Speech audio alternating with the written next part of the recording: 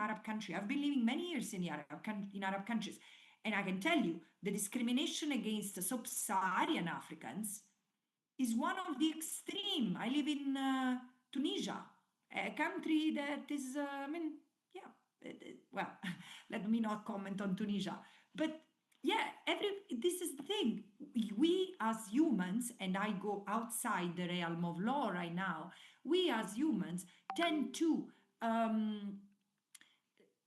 not necessarily be gentle to each other. And we have done awful things to each other.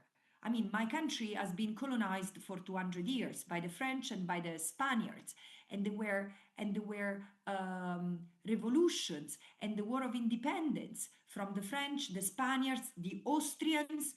We were colonized by everyone, and then we have had the Nazi fascism for 20 years, and we fought against it. I mean, we're still paying the price for the help we received by the United States. But yeah, this is the thing. It's an evolutionary process. Settler colonialism has been undone in the most outrageous form, like the fact that certain countries could colonize others, like Europe toward Africa or other places in the world, through the 50s, 60s, and 70s, because a lot of people have been fighting, to have the right of self-determination codified.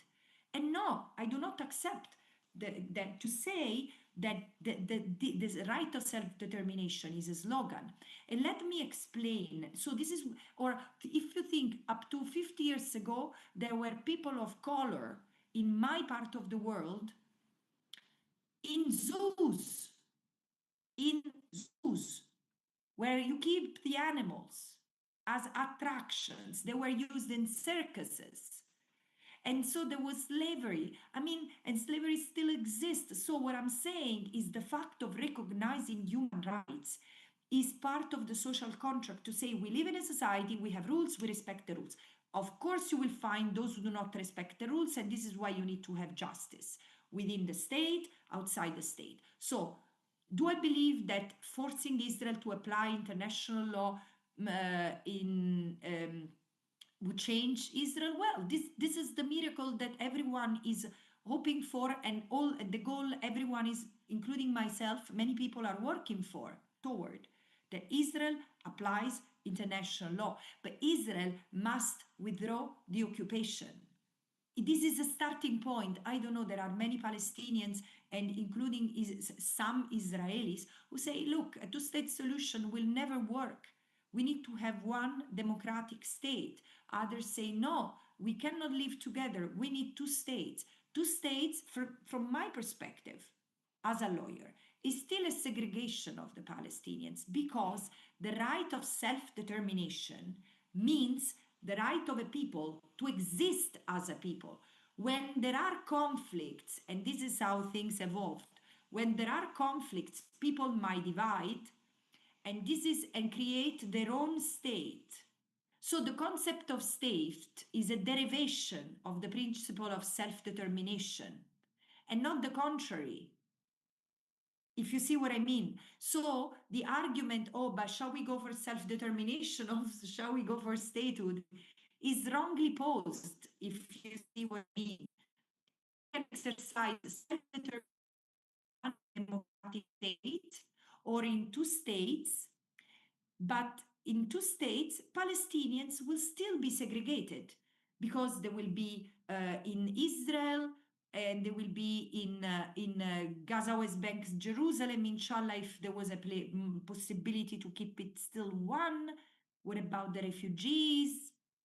But so the question is, the Palestinians will have to decide, but they cannot decide without complying with international law, without Israel withdrawing the troops, dismantling the settlement. I say there are Jewish people who wants to live, Israeli who wants to live with the Palestinians as Palestinian settlements, as Palestinian citizens.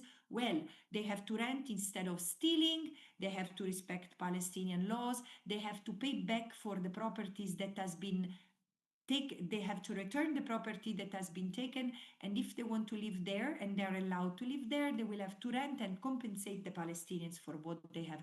Israel must compensate the Palestinians. This is international law, and this is toward the realization of self-determination.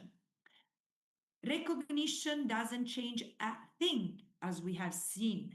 So this is why I'm saying, yes, right now talking about recognition is meaningless. We need to talk about stopping the genocide, ending the occupation, ending the apartheid.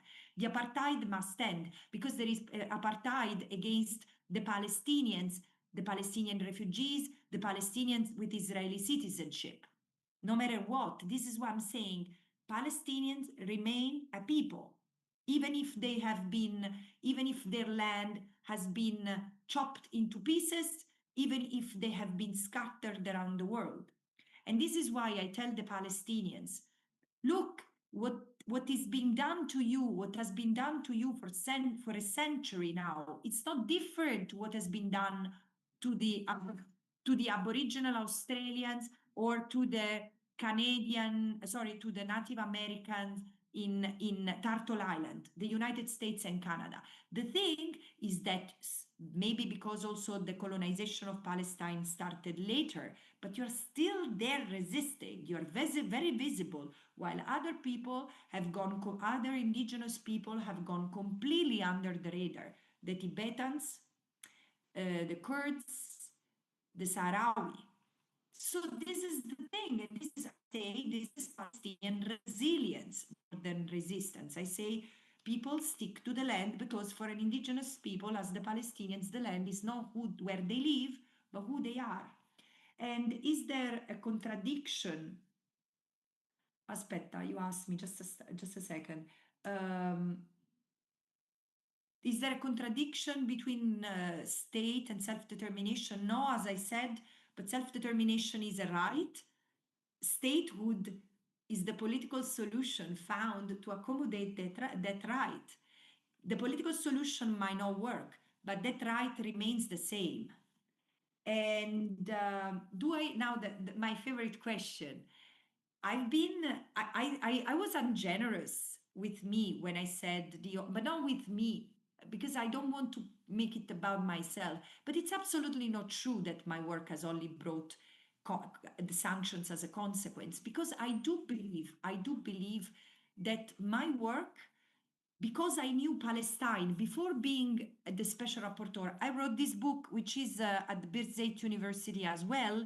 There is a chapter that took me 2 years to study and write, with many Palestinian scholars helping me, like Mutaska Fische or Assem Khalil, who teaches there. And they really, or Dr. Anis Kassim, they really helped me understand the question of self-determination, which is so critical to understand other cases of settler colonialism, and to understand Palestine and Israel as a case of settler colonialism that must be resolved according to the law. So I do think that I've helped change the discourse. Even the International Court of Justice advisory opinion uses expressions that I use in my report on self-determination, that is the first report I wrote, to say what the court has finally said. It doesn't matter, you cannot negotiate self-determination. Self-determination must be realized, full stop. There has already been a negotiation. The Palestinians have already agreed to have a state in the 22% that remained of their land. Alas, there is no more negotiation about settlements, about water, about the wall, about the borders, about anything. But if even that political solution falls apart, yeah. So I've been talking to states. I think I contributed to shift the narrative. I contributed to shift the narrative regarding, for example, the incarceration system, the genocide. But states prove unmovable. And it's not even states, it's governments. It's governments because there is a critical connection between the economy and those who are in power. And this is the thing that proves us that settler colonialism, as a form, meaning states controlling and occupying other states, has disappeared. But we are still part of the very system that made settler colonialism possible, where private economic and financial interests have always been either the enabler or the driver. Think of the East India Company. Many colonization enterprises were led by private actors towards Southeast Asia, for example. This is why I'm saying we are still there.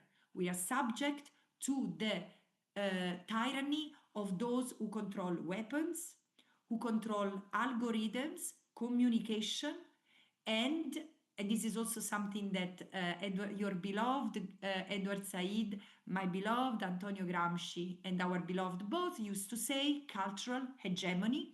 And third, so weapons, algorithms, and large wealth. So this is why I'm saying it's so important to understand the Palestine effect, the awakening, the fact that people are connecting. I mean, why do you have young people getting? But seriously, it's a huge thing. There have been hundreds of students in Italy only who have been arrested, who are facing justice, and they keep on fighting for Palestine. Is it just about you because you are nice people? No, because your struggle today epitomizes the struggle of all of us, because we are all victimized by the same system, and we are all experiencing an Israelization, Palestinization of the relations between states and citizens, where states get more and more militarized, more and more authoritative, and citizens have just to be subjects. And this is why, yes, I've chosen to speak to in capitals. Since the very beginning, when I presented my availability to become a special rapporteur, I said what I think I should do is to focus on the meta level that needs to be explained of Palestine, not just the violations here and the violations there. No, we need to explain why the system is so rotten, so corrupt, so not functioning. So, and then we need to sensitize not people in the UN, because in the UN, even stones know about Palestine. If stones could speak, they would tell the story of Palestine. But the people, we need to make public opinion shift, because with the shift of public opinion that has been completely neutralized by the Hasbara in the past 30 years, we will succeed. So it's your struggle, it's our struggle. Thank you, Francesca. Unfortunately, I think we don't have more time. We have a lot of questions, but no more time for that. Because we already had this technical difficulties, and now we have to move to the next panel. We have a lot of questions to ask, particularly regarding the last UN Security Council. I think it's very important to see to what extent this Security Council dropped international law also, you know? Yeah. And you work on the UN as well. Unfortunately, we don't have the window to discuss all these questions. I think they're telling me I have to cut it, but we thank you a lot. And thank you for... Yeah, but can I say something? But, yes, go ahead, please. Look, you have excellent legal scholars in Birzeit. You don't need me to explain this resolution, I know. seriously. What No, I we hope... don't want an explanation. We want of the resolution itself. We want an I know. explanation from the fact that you are in the UN yourself, and so you have two different opinions in the yourself. It's not the technicality that we No, try I to criticize that. I criticize that decision. I issued a statement condemning it, and we won't have the time to go into it. But I just wanted to offer you a perspective from outside, because I know how painful it is to be under occupation, and my heart is with you. Thank you, Francesca. We're happy to have you here. Hopefully you'll come. That means a lot if you come here. It means that you're free. Yes, that's what I say. Thank you a lot, Francesca, and Stay hope to see you strong, here. please. Forza Saida, ma salama. Salam, bye bye. طيب. Alif, sorry, I couldn't ask your question. We didn't have the time for that. Sorry for that. That's okay, no problem. Thank you, Alif.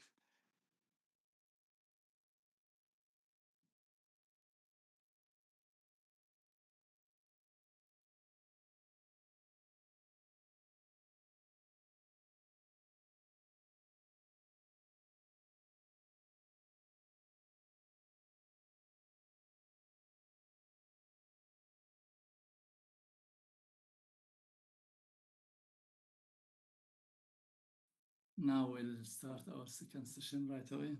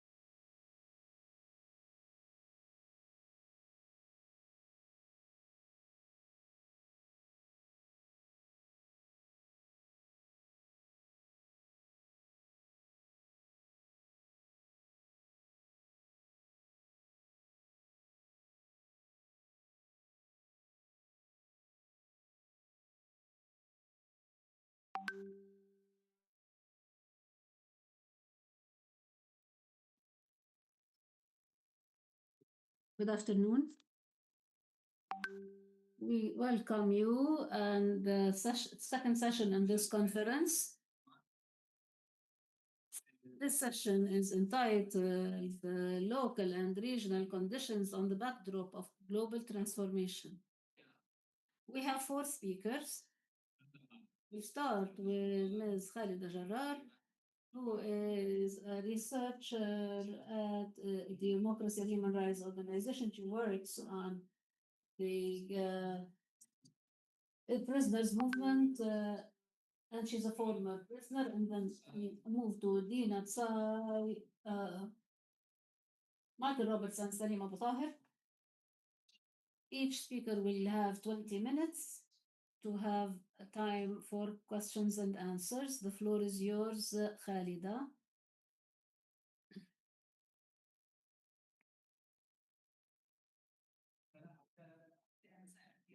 Good afternoon.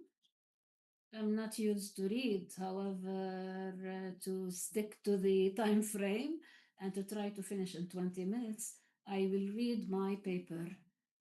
My paper is entitled Capitalism and Violence in the Israeli Carceral System in the Time of Genocide. Gramsci said, the old world is dying, the new world is struggling to be born, and now is the age of monsters. This expression by Gramsci in 1930, while he was in the prisons of Mussolini fascism, he was describing the brutality of Italian capitalism and its transformation toward fascism. And this is suitable to describe the time of genocide. This will be unveiled in my paper through speaking about the brutality of capitalism in the prison system. This paper sheds the light on the link of capitalism and violence exercised in the prison system, including the Israeli prisons, since prisons are a capitalist space that produces profit from oppression. through a revision of the historical context of capitalist violence and its similarity of its manifestations, including torture, killing, annihilation, and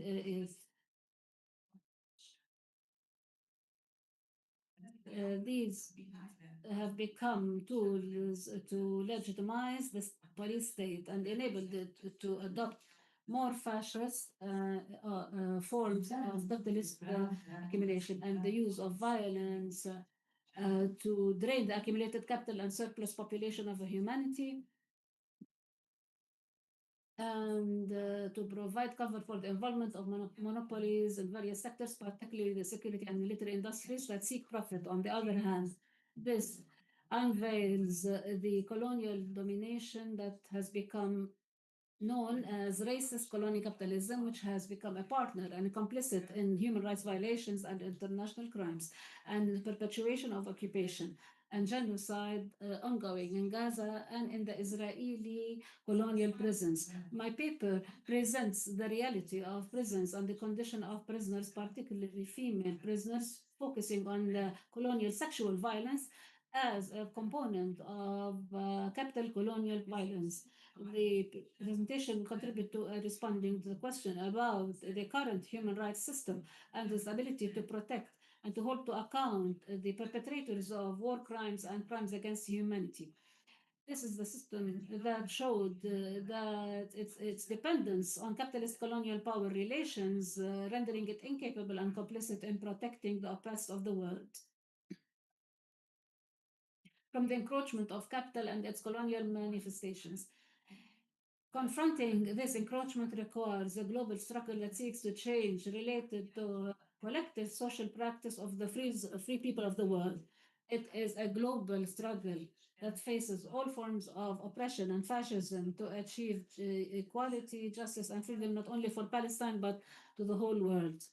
This paper is part of a project entitled The Class Dimensions and the Gender Dimensions of the Prisoners' Movements. Prisons as a colonial capitalist form. I would like to ask the speaker to slow down a bit, please. There's there is efforts to get rid of overpopulation, leading to genocide in Gaza, to end the overpopulation through death and brutal torture and destruction of all forms of life. The report of the Special Rapporteur of the United Nations, Francesca, unveiled the role of giant technology companies of the United States, which established subsidiaries in Israel, has unveiled unprecedented developments in the surveillance and incarceration services.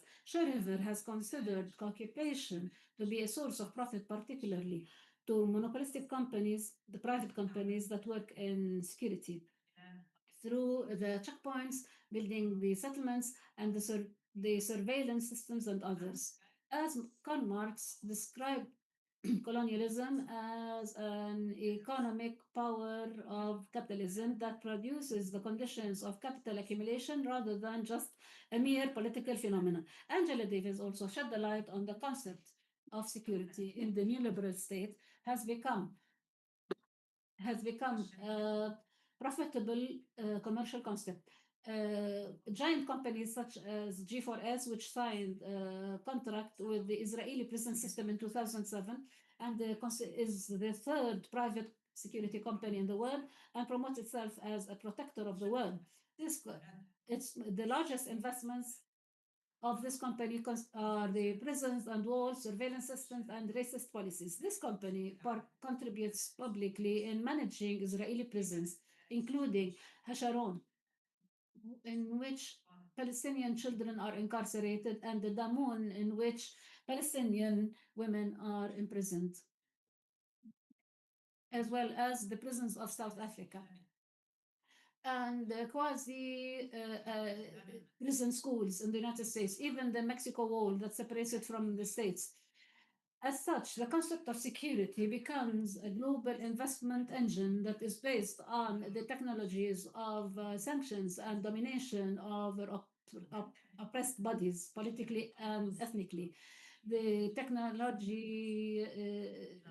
the technological systems of oppression and domination are not a mere political policy, but rather an intellectual structure that transforms oppression into an investment or to an enterprise in which torture, administrative detention are exercised, and surveillance and pressure over the bodies of the Palestinian detainees since the days of the British Mandate or the other tyrannies.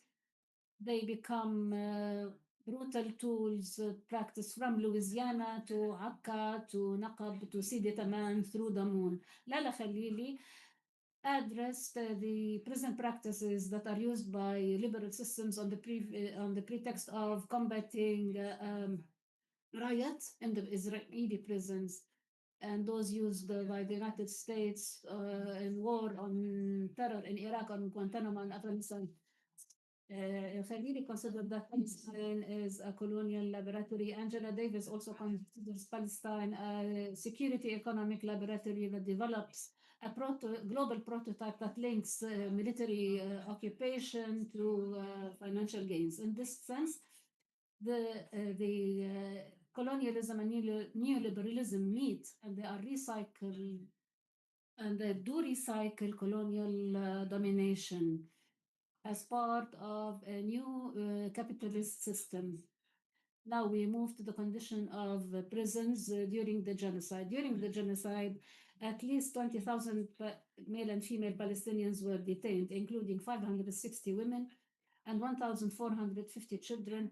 And now the number of detainees is 11,100, around 11,100, including 53 women and 400 children, and more than 3,544 persons administratively detained. 2,673 are classified as illegal combatants from Gaza, Syria, and Lebanon. This number does not include those who are detained in the camps that belong to the occupation army, and we don't know the numbers. This is one of the highest numbers of detention since Al-Aqsa Intifada.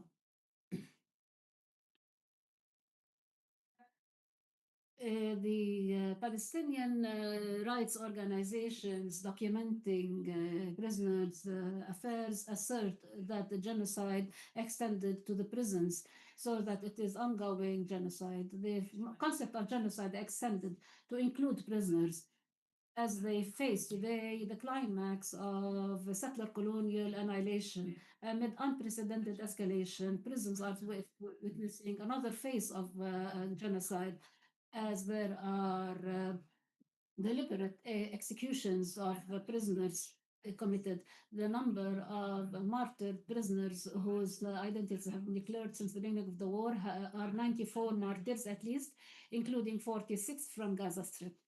While tens of those arrested in Gaza who were martyred during forced disappearance. This attests to the most brutal phases in the history of the prisoners' movement, which has been steadfast for decades, facing the prison system that sought to destroy the prisoners physically and psychologically and to annihilate them at all levels. Since 1967, according to the Palestinian records, 314 prisoners have been martyred inside prisons.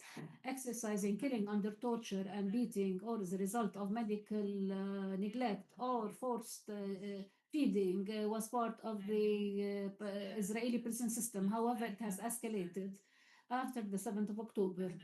The Minister of Interior Security, Ben Gvir, has bragged about targeting the prisoners and the prisons and his frequent visits to the cells and his direct threats of killing, just like he threatened prisoner Marwan Barghouti in his own cell. He seeks to approve the law of execution of the prisoners that passed in the first reading in the Israeli Knesset on the 10th of November 2025. What's happening inside prisons is beyond grave violations. It constitutes war crimes and crimes against humanity. The judicial system has covered the practices of brutality against prisoners through enacting a set of emergency laws and military orders and rules. They include crimes, torture, killing, starvation, and deliberate causing of certain diseases such as scabies, and the prevention for treatment and sexual assaults that reach the level of rape. The narratives and the stories and the testimonies of the Gaza detainees has attested to the level of brutality in sections such as Sadia Timan near Bir Saba and Rekevet, which is underground in Ramle, and Anatot camp near Jerusalem and Neftali, Galilee and Gilad in Ofar, and other concentration camps in the Gaza envelope. All this is happening in front of the international human rights system that were complicit in those crimes, most notably the United States. Yeah, those conditions covered included all prisoners, including children. As for the detainees from Gaza who suffer from killing, forcible disappearance, the knowledge about the conditions is the information is much more brutal and with very scarce information. Unveiling this started after some of them were released in the deal in January 2025, and after some lawyers got permits for short visits. We're getting a sample here. In a visit for one of the lawyers from the anti-torture committee to Regev session to Ramle in September 2025, and as she met one of the Gaza detainees, the detainee who never met any humans from outside the prison and did not see the sun for a year, he described the conditions in the prison, which is a basement underground with no sunlight, no windows. It has a high temperature. Prisoners are not allowed to go out to the court.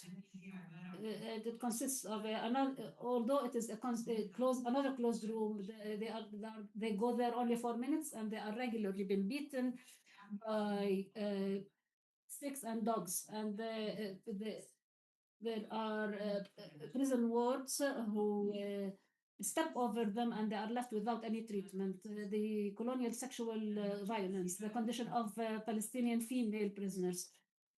They also suffer from brutal torture and sexual harassment that reached the level of rape, which was also practiced with male prisoners intensively during the genocidal war, as this was practiced in early 1968, as 2 female prisoners were raped using the sticks and the bottle.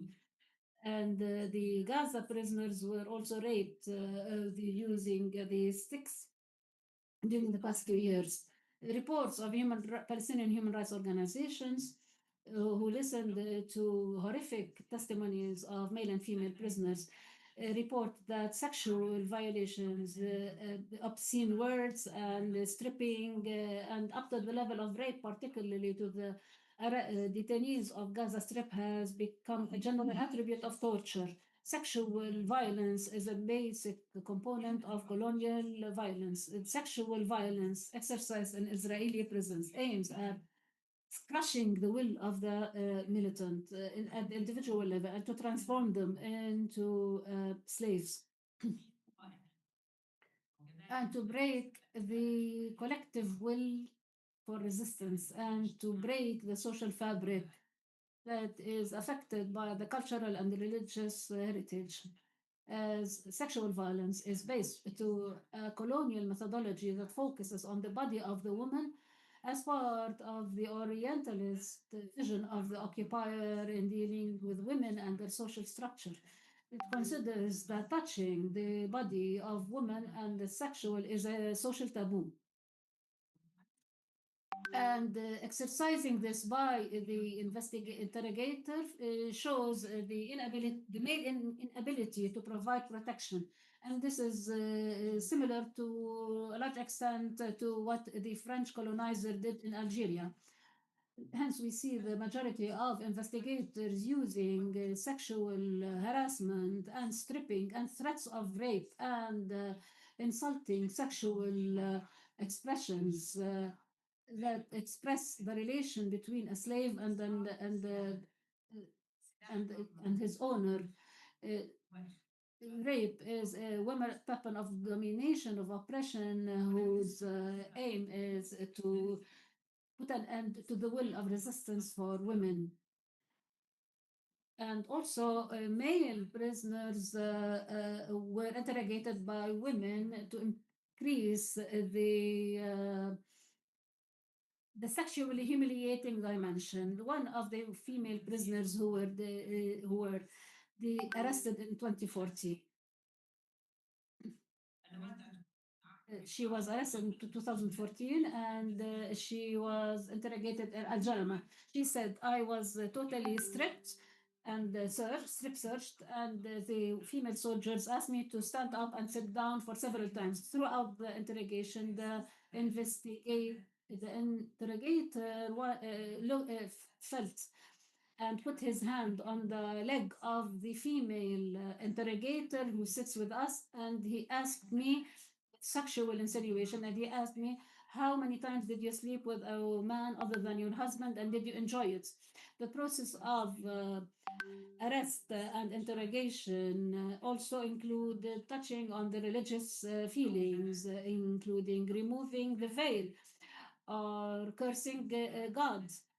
One of the female prisoners who were interrogated in Asqalan testified in her testimony. She said, I was not allowed to use a pin to fix my veil, which was falling off my head. When I insisted in asking for a pin, the answer was, you are going around talking to men on the streets, and your father didn't know how to read, and now you want a pin to fix your veil, in a sarcastic manner.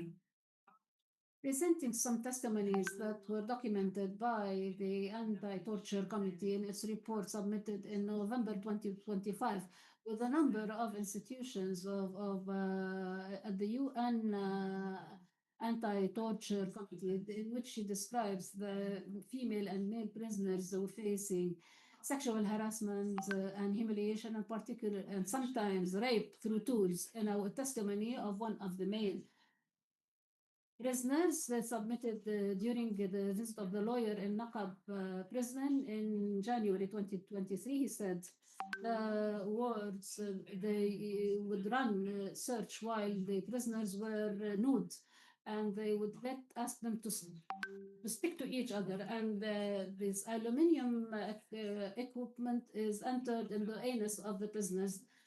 Another occasion, one of the prison wards put a card in the anus of one of the prisoners. All this happened in front of other prisoners while the prison wards enjoyed beating the sexual organs of the prisoners. Another testimony by a female prisoner, and it was presented by her lawyer at Ofer Military Court. In November 2023, she said that she repeatedly was abused in Hasharon. One of the prison wards beat her in a place where there were no cameras, and she was nude. A study prepared by the researcher in December 2023 has detected sexual violence against female prisoners, represented by depriving the female prisoners from pads during the period, and threats of rape and strip search and illegal camera taking photographs, and the lack of privacy and obscene words with sexual insinuations and removal of their veils of their heads. This history of fascism and torturing male and female prisoners and the harsh conditions they lived was not just a moment. or for a short while, but was a continuation, extension of a structural violence that takes its roots in the capitalist colonialism that is based on violence and wars as described by Marx in The Capital. Since Palestine has become a laboratory for the global police state, what's happening in Palestine constitutes a model to what may happen in the world. The pursuit for emancipation requires a global collective struggle against it and requires ideological clarity to destroy the roots of imperial capitalism. Those who work against war need to see the relationship between the military industrial society and the prison industrial society and to see the structural causes for violence and oppression in that system, in the sense that prisons are not an isolated problem from a social, economic, and political system. Hence, Davis, for example, Angela Davis demands, based on this analysis of a justice that cancels the roots of oppression and violence taking root in the capitalist system. Maybe we need justice that would cancel the existing human rights system that failed to provide protection and accountability to a structural justice that is based on destroying the existing fascist capitalist structure and replacing it with justice that is based on equality and that protects the humanity from this brutality. We need a broader concept of the concept of justice from a revolutionary perspective that requires us to understand and to resist not the institution itself, but all the conditions that enable it to continue to exist.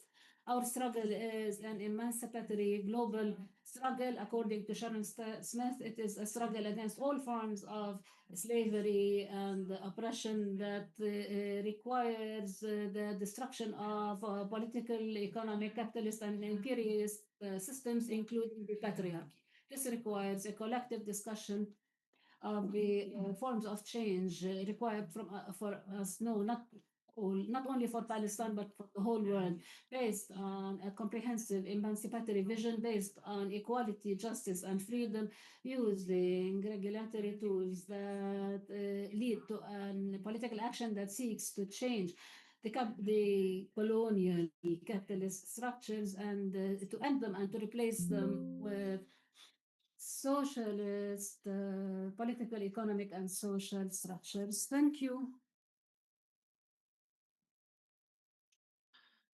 Thank you, Khalida. Now we move to another intervention by Dina Tsai. She is a researcher, master's law, master's research at Antwerp University, and she's a student. Her paper is about the criminal liability of judges and public prosecutors in Israeli military courts, assessing their complicity in torture and ill treatment of Palestinian detainees. She is joining us via Zoom. The floor is yours.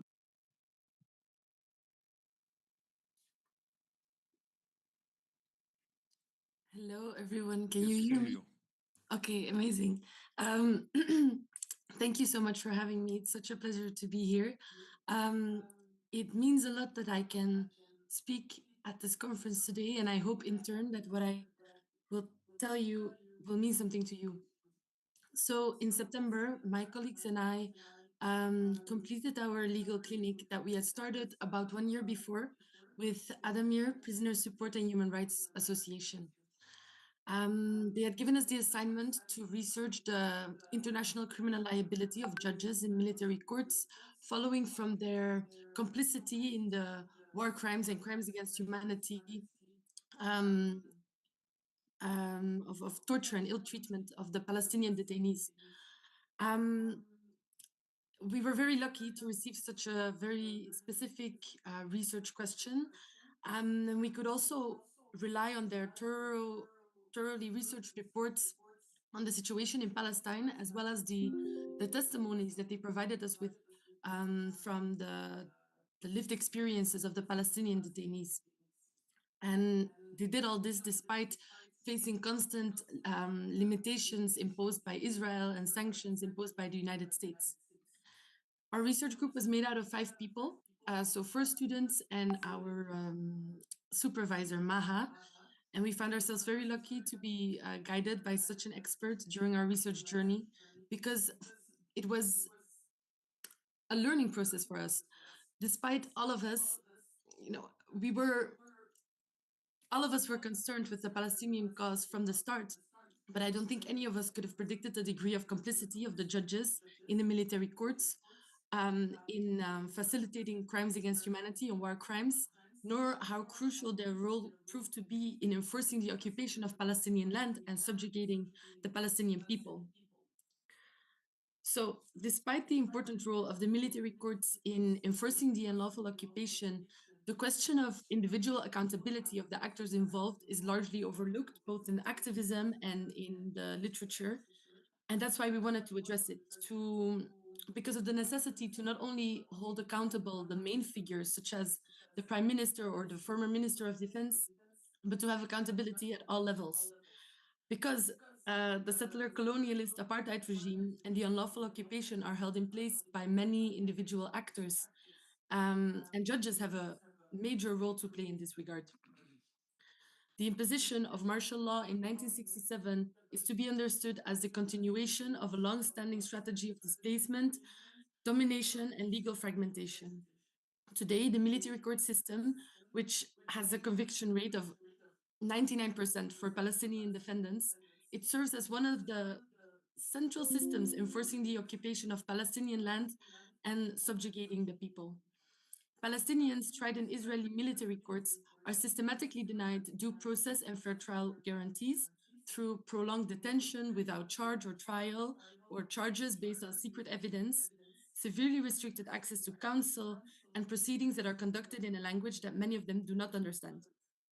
Since 1967, Israel has imprisoned more than 800,000 Palestinians, which accounts for about 20% of the entire population and 40% of Palestinian men. And today, like colleague Khalida Jara just said as well, there are about 11,000 people, Palestinians held across prisons, detention facilities, and interrogation centers. Many of them are children. Many of these children are held in administrative detention without charge or trial. Since October 7th, 2023, between 75 and 81 Palestinians have died in detention, although the exact number still remains uncertain. And I'm telling you these numbers to illustrate how Palestinians in Israel's prisons and detention centers are experiencing a silent extermination campaign that is unfolding inside the prison cells away from the public eye, and that the military court system serves as a central actor for the demographic alteration of the occupied Palestinian territory. And it also serves to suppress the resistance or dissent by targeting organizations and individuals who oppose apartheid by depriving them of fundamental rights. So in order to argue that the judges' complicity in enforcing occupational policies amount to war crimes or crimes against humanity, we analyzed their position, their role, and their competences within the system. Judges in the military courts have the competence to decide whether or not someone is held in detention. They review the administrative detention orders issued by the military commander. The poor conditions of detention, the denial of medical care, and the widespread and systematic nature of physical, sexual, and psychological abuse have been documented for decades by United Nations bodies, by human rights organizations, by academia, by the media, as well as the judges' own court proceedings. But despite knowing that detainees are being tortured, judges in military courts continuously extend the detention periods for detainees. They also obstruct the documentation of torture by not enforcing the remittance of medical reports and pictures of tortured detainees, and by refusing petitions to challenge coerced confessions. So rather than acting as safeguards, they actively facilitate these abusive interrogation practices and detention conditions. And the complicity goes beyond judges serving in the military courts. Israel's Supreme Court, sitting as a High Court of Justice, is similarly implicated since it adjudicates all administrative decisions. And similarly, the court does not intervene proactively to put an end to the suffering of the Palestinian detainees. Instead, the court has aligned itself with the public prosecutor's policy on enforced disappearance. An example, in 2023, after human rights organizations submitted petitions to the court requesting information about the fate and whereabouts of several detainees, the court ruled that the Israeli authorities are under no obligation to share such information. It is common practice for the court to reject petitions for lawyers' visits, despite being confronted with clear evidence of torture on the victims' bodies, under the argument that such measures are necessary for national security. And so, the court effectively prevents lawyers from documenting the torture on their clients. It is important to see the interplay between the isolation of the detainees and the ill treatment that they face in detention. So, when a Palestinian person is arrested through Israel's practice of enforced disappearance, they vanish from the face of the earth, leaving their families behind, worrying about their whereabouts, their health, whether they are even alive. With restricted access to counsel, with the general prohibition of family visits, these detainees are isolated, placed outside of the protection of the law, and this creates the excuse me, this creates the conditions for other human rights violations to occur, such as the torture and ill treatment. Finally, the Supreme Court of Israel has even provided legal cover for torture by the security services. This is a grave loophole within the Israeli judicial system that dates back to a judgment from 1999, which authorizes agents to use a necessity defense against criminal prosecution for the use of coercive interrogation practices. De facto, this means impunity for investigative measures that amount to torture or inhumane or degrading treatment. Judges may also incur, or judges may incur responsibility not only for their orders that actively facilitate the mistreatment of specific Palestinian detainees, but also for their positional contribution to the maintenance of an unlawful discriminatory regime whose continuation the International Court of Justice has explicitly ordered to end. In its advisory opinion, the ICJ has recognized that a broad array of legislation that has adopted and applied by Israel in its capacity as an occupying power treat Palestinians differently on prohibited ground, and that this differentiation in treatment is it cannot be justified. Basically, it means that the legal framework governing the Palestinians is recognized to be discriminatory. Moreover, the court has said that the continued presence of Israel on the occupied Palestinian territory is unlawful, and that therefore Israel has the obligation to withdraw from the territory as rapidly as possible. Taking together the discriminatory legal framework as well as the obligation to withdraw from the territory as soon as possible, Israel also has an obligation to repeal all legislation and measures creating or maintaining the unlawful situation, including those that discriminate against the Palestinians and those measures that are aimed at modifying the demographic composition of the occupied territory.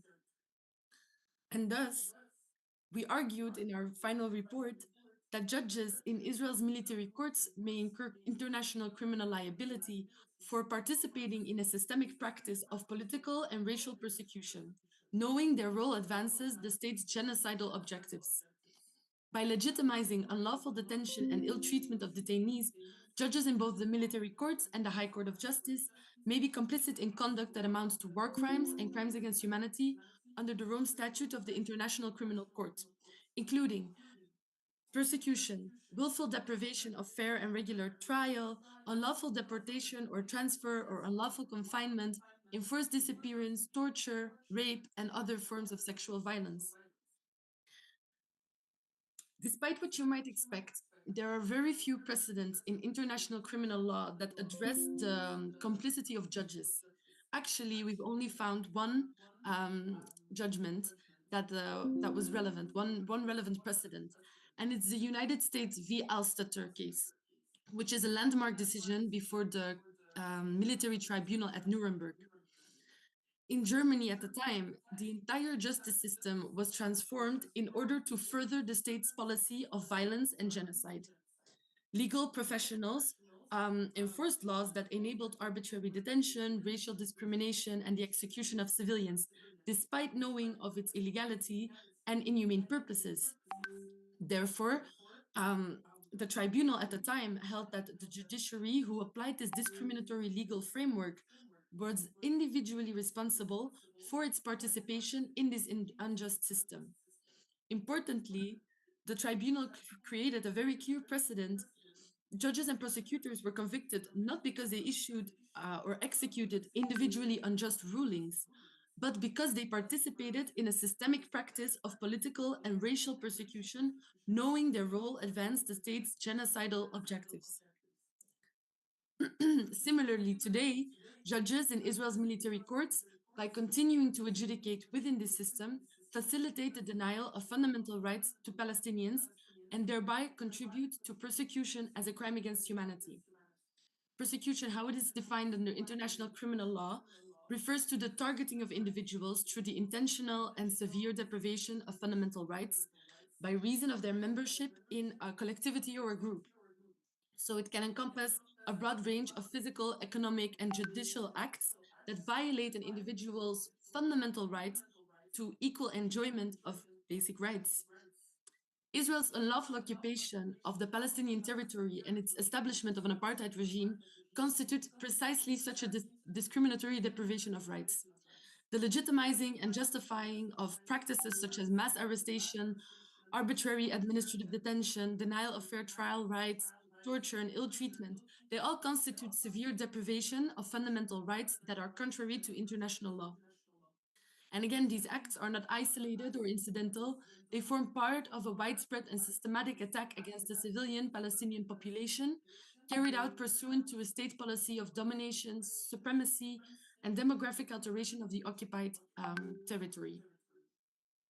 The recently proposed death penalty that was approved in the first reading by the majority of the Knesset is yet another example of the discriminatory nature of the legal framework that applies to the Palestinians, as well as the legal entrenchment of this settler colonial apartheid regime.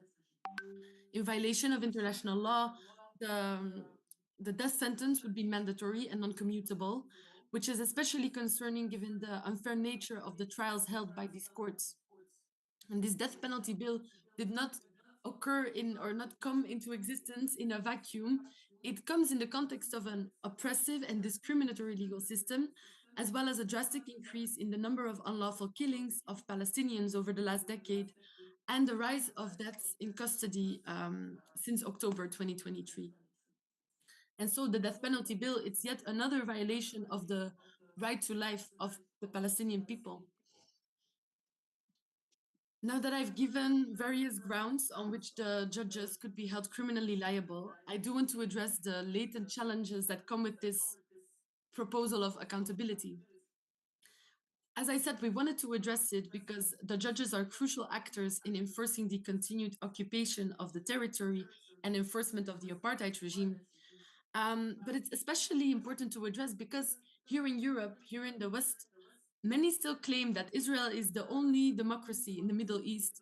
And so it's important to emphasize that in Israel, the justice system has been created to further a state's policy of discrimination and genocide. The other reason we found it important to address the complicity of the judges is because of the few precedents regarding complicity, as I have mentioned.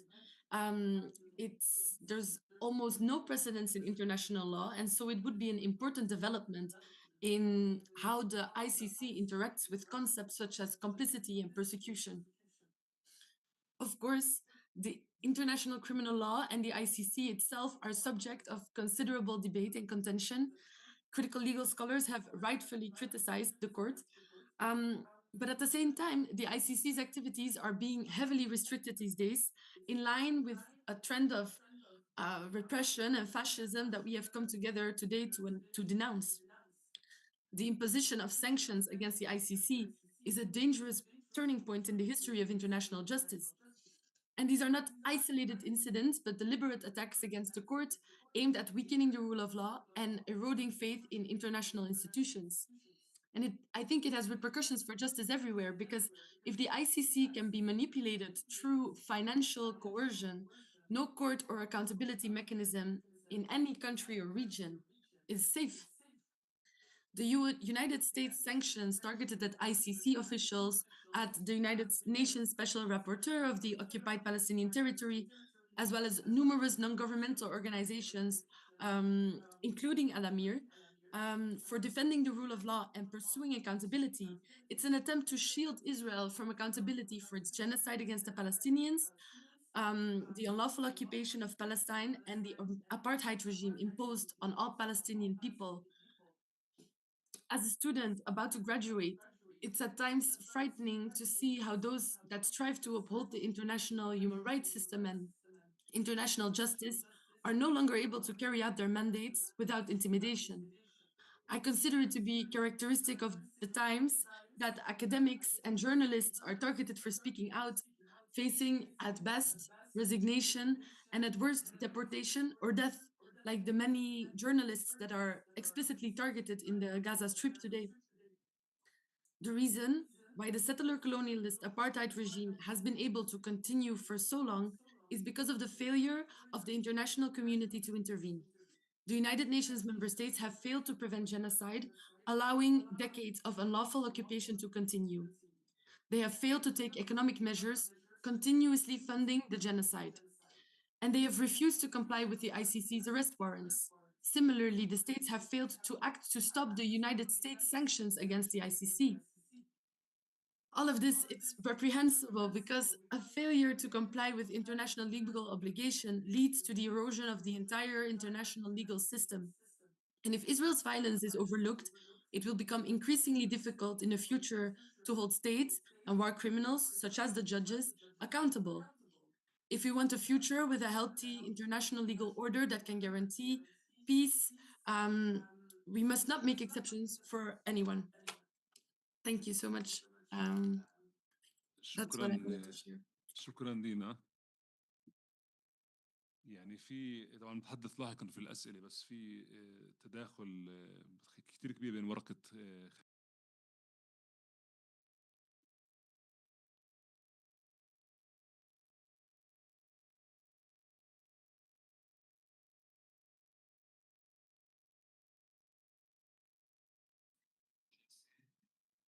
This constitutes a suitable point of introduction with the speaker, Michael Roberts, who is going to speak about the economic role of imperialism in the 21st century. Michael Roberts is an economist who works in London for more than 40 years. He was an activist in the labor movement for decades. And since retiring, he has written several books, including The Great Recession, A Marxist View, The Long Depression, Marx 200, a review of Marxist economics, and his work as an editor for the World in Crisis in 2018. The floor is yours. Good afternoon, everybody.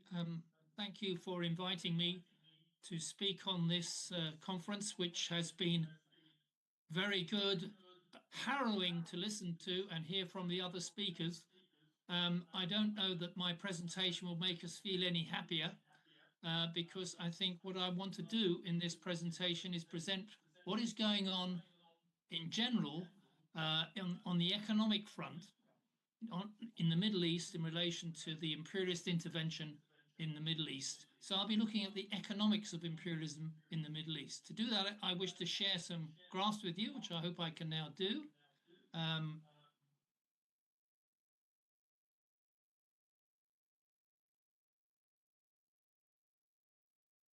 hoping you can see that, everybody. Is that correct?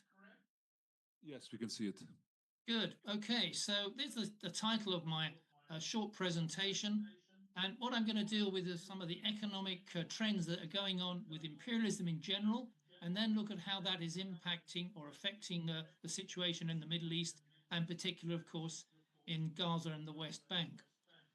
Here is a rather unclear, perhaps, graph, but what it shows is that imperialism, that's the big countries of the so-called global north, the G7 economies of Europe, Japan, and the United States, because they have higher technology, superiority in international trade across a range of commodities, because they can also exploit low wages and conditions in the so-called global south, they're able to make abilities to transfer a considerable proportion of profits made out of the workers of the global south and the global north through international trade from into their countries. So if you look on the left-hand side of the graph, you can see that the big G7 economies, Western Europe, Australia, and Oceania, North America, East Asia, these countries every year are getting extra dollars per person. This is a measure of dollars per person each year over the last 25 years. So every year, the Western Europe's population, of course, they're not receiving it themselves, but there is an increase, an inflow of about $12 or $13 per person per year through international trade. And that is coming from the global south countries. So if we look at the other side of the equation, you can see that there's a huge loss of value and dollars going out of the countries and the regions of the global south. I have highlighted the Middle East, which has one of the highest transfers of value, just under $19 per person in the Middle East, going from the Middle East into the global north countries every year through the process of trade and transfers of value. So that is, if you like, the economic mechanism of imperialism through trade, which is taking place across the world. And of course, it affects the countries and the economies of the Middle East just as much. As you can see, North Africa has the biggest loss per person every year. The second graph shows the other way in which imperialism is extracting income and value out of the global south. This is the transfers of rent, profit, interest across borders from one country to another through the process of repatriation of profits by companies, through the process of banks collecting interest and sending it back to their home base, through other methods of transfers of incomes and remittances. And I'm just isolated here the Middle East economies, and you can see that there's quite a large income transfer into the oil states of Kuwait, United Arab Emirates, Saudis, and so on. Even a small transfer before, of course, we're talking of the Holocaust we've had up to now, but the Palestine got a slight increase, mainly through transfers from the other parts of the Middle East. But you can see the rest of the Middle East, including, surprisingly, Israel, has had a transfer of income out of the economy net every year. Just a small amount in the case of Israel, but huge amounts every year in the case of Turkey and Egypt. So $100 billion every year is leaving Egypt through transfers of rent, income, and interest to the global north countries. It's not from Egypt to Kuwait, it's from Egypt to the US, to Europe, and so on. I'm just showing how the transfers are taking place for each individual country. Also, another way in which there's a huge transfer of income out of the global south countries, including the Middle East, is through the return that you get on assets, so the profitability of the assets of a country got. So the country invests in another country, its company invests in another country, it gets a return on that. But that return can vary from country to country, and if you take into account the returns that other countries are getting in investing in your country, then the net position tells you whether there's a transfer of income taking place. And this is a measure by the World Inequality Lab in Paris with Thomas Piketty. They've looked at the net yield on assets and Excuse me, liabilities. but we are trying to fix the translation locally. On Zoom, it's working, but locally, it's not working. So can you just give us 1 minute? Yes, sure. Thank Thanks.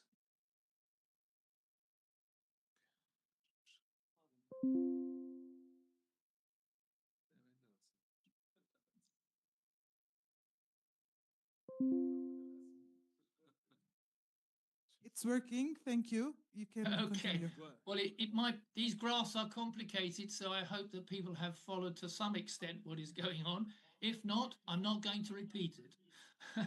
But as you can see with net yield, that's the amount of money per investment relative to how much is invested into your country, you can see that most of the, not nearly all of the Middle East economies are having a transfer of income out of their economies into other countries, presumably the global north, and a massive reduction or loss in yield on their assets compared to their liabilities. In the case of Yemen, at 8% of all their assets and liabilities, right across the board, and only a very small positive position for the Lebanon and the United Arab Emirates. So the whole of the Middle East sees a huge transfer of income because the assets that they've invested abroad, including the oil-rich states, is not sufficient to cover the extraction that's been taken place by the imperialist economies.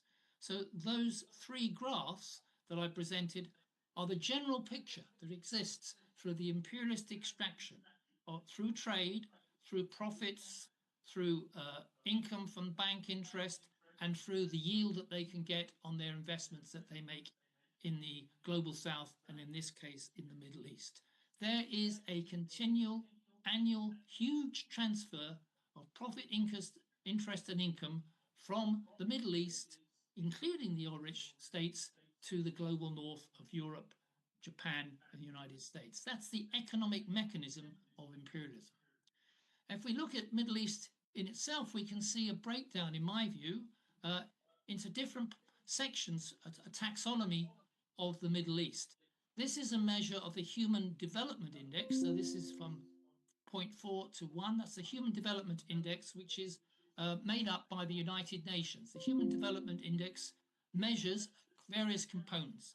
The per capita income in each country, that's the level of living standards, if you like, in each country, the level of educational attainment in each country, life expectancy in each country, and some other factors. It combines that together in a Human Development Index, and on the basis of that, you can see that the oil-rich states, including then in this case Israel as the agent of imperialism, have fairly high Human Development Index levels, above or around about 0.9. But when we get to the non-oil states, which are the brighter yellow colors here, Egypt, Jordan, we can see that that's much lower. So the human development levels in Egypt and Jordan are considerably lower than they are in the oil-rich states of the Middle East.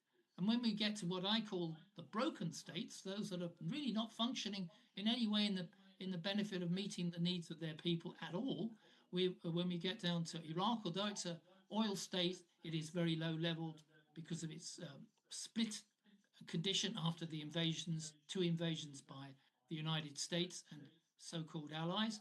And then we come to the states that we see at the moment with Syria and Yemen. So that Yemen has a Human Development Index. Its level of human development is half that of the level of the United Arab Emirates. And of course, if we then look at Palestine, we can see that it is way, way down, something like only 40% of the position that exists in the UAE. 40% is just a figure, but it demonstrates how the terrible situation that exists for human development in the whole of the Palestine area. And of course, one of the main reasons for the fact that there is no possibility for improvements of human development in the West Bank, even before the beginning of the genocidal attack by Israel in October 23, is down to the fact that investment and aid and support for the West Bank and Gaza is absolutely almost down to zero. That's dollars per person in 2024. Palestinians got $18 per person in 2024 towards helping them to develop the economy or just to survive. And you can see all the Arab states here who got relatively higher figures, much higher than Palestine, but still very low compared to the big oil states like the UAE and Saudi Arabia. And of course, Israel, which gets, despite its situation in the position, gets a very high level of inward investment from the global north in particular. And if we look at the position on military expenditure, I think this shows what sort of aid Israel is getting in addition to just general investment by other countries and by the multinationals and banks around the world. Here is the measure of the military expenditure in dollars million. On the left-hand side of the graph, you can see that Saudi Arabia is getting something like $80 billion a year invested into military expenditure, which is equivalent to something like 7% of its GDP. That's the size of Saudi Arabia's military spending as a percentage of GDP in total per year. Israel not far behind in terms of size, 46 billion, but nearly 9% of its GDP goes on military spending in order to maintain its position in the region. Turkey follows after that, but the rest, although we can see this line just suggests that 5 or 6% of GDP for many of the Middle Eastern states, until you get down to Lebanon having the lowest amount of investment in military spending. So military spending is a key factor in Israel's dominance of the region and its ability to control and dominate over the rest of the Middle East. And of course, behind that is really the US military industrial complex in the Middle East. Israel has been the top recipient of US arms sales for the last 70 years. It lies in 63 billion in 2024. That's an average across the whole areas. You can see on average of 63 billion. Only Saudi Arabia really is bigger than that over the last 20 years or so. And as we work through some of the other countries which receive US military and industrial aid, you can see that nowhere near matches the level that Israel is getting on a basis every year after adjusting for inflation. And that funding, maintaining Israel's military expenditure, it's a power to dominate the region, of course, primarily comes from the United States. Israel is the largest cumulative recipient of US aid since 1946. You can see that it gets a considerable amount of economic aid, something like nearly 100 billion in the last 70 years, but the majority of the aid that it gets from the United States is military aid. Something like $250 billion have been sent to Israel for aid on their military spending. And you can see, if you look down the list of this on the left, you can see the sort of countries that have been receiving US aid over the last 70 years. Afghanistan, Vietnam, Iraq, Ukraine, South Korea, India, Turkey, France, Pakistan, but nothing matches the level of investment in military aid that the United States has made for Israel. As a result of that, of course, we can see that Israel has the powerful weaponry to destroy Gaza, the West Bank, and also carry out its attacks on other parts of the Middle East, including Iran. In the latest position we have in 2020, up to September 2025, $21 billion have been invested by the US in military aid to Israel, and US military operations in the Yemen and Iran and the wider region are constituting between 10 and 12 billion just in the last year and a half since October 2023. So a total nearly of 34 billion has been spent now by the US in supporting Israel's destruction of Gaza, the West Bank, and its attacks on Iran and other countries. And just the latest update on the impact that has had upon Palestine, reported again today, I think, in the papers, but we now have a figure, and this was on the 19th of November, of just over 70,000 people killed in the aggression since October the 7th, 180,000 injured, 2 million displaced, 18,700 detainees, and we've just been discussing what situation they're in, and 192,000 damaged buildings in the Palestine area of Gaza as of towards the end of November. That is the impact that imperialism has had, using Israel as the agent to crush any opposition towards self-determination, towards improving the living standards and conditions of people in the region, in order to maintain the position and occupation that has existed for decades now. So we have extreme poverty in the state of Palestine. The latest figures, according to the UN's UNCTAD organization, 74% of the people in Palestine are now officially, by even the minimum standards, regarded in poverty, 74%. That's 4.1 million, including 2.6 million who've been newly impoverished by the events in Gaza over the last 18 months or more. And if we look at another measure of multi-dimensional poverty, which includes freedom of movement, monetary resources, unemployment, access to healthcare, school enrollment, we can see a tripling of the level of poverty in the Palestinian area from 10% in 2017, bad enough, to now 30% who are officially classified as being in poverty in terms of multi-dimensional poverty. Human development has collapsed. This is again the Human Development Index for the West Banks and Gaza, and you can see that before there was no war, Gaza was about 0.73, low by international standards, even by the Global South standards. But after the continuing war, Gaza's human development has fallen from around 70, that's down to 40, or around, so a drop of something like 40% in human development during the continued war that we've had now. In the West Bank, the fall has been less, but even so, there still has been a decline. Most economies, most countries are slowly, gradually improving their human development index as measured by the UN. But in the case of Gaza, it's a disaster. In the case of the West Bank, it's a decline and a significant reduction in just the general level of human development as defined by the UN. What could have been different?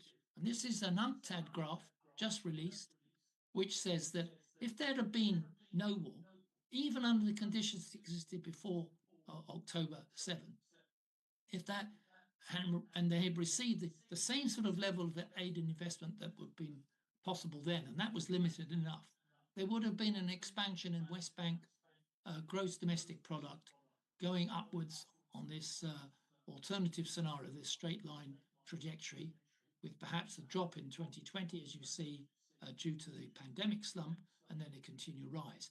Not very good, very low levels per in millions of constant 2015 dollars. But because of the October events and the subsequent occupation by Israel and the destruction of Gaza and the interference and breaking up of West Bank, that's what the situation is now across the board in the West Bank, a collapse in gross domestic product.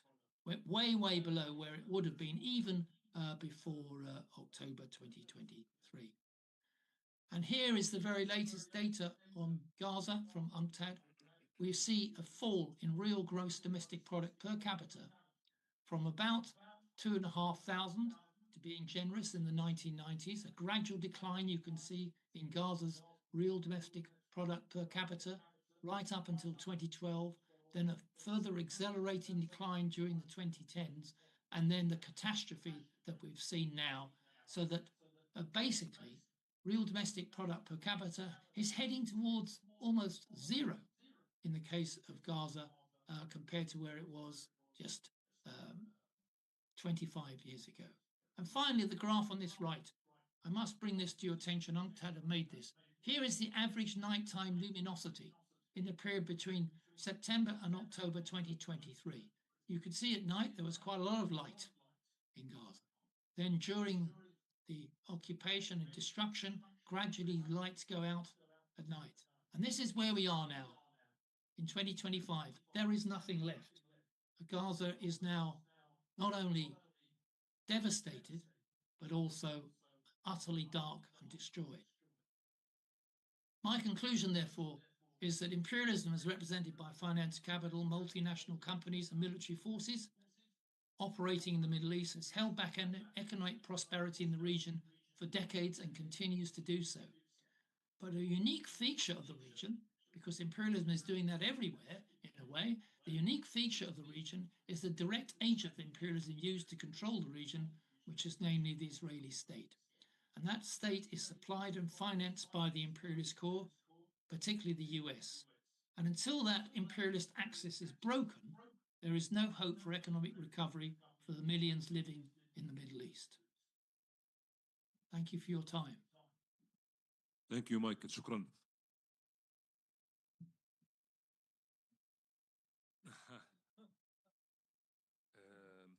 طيب يعني ننتقل للمداخلة الأخيرة في هذه الجلسة للأستاذ. Now we move to this last session. This session, Mr. Salim Abu Daher, he is an academic consultant and researcher specialized in spatial inequality.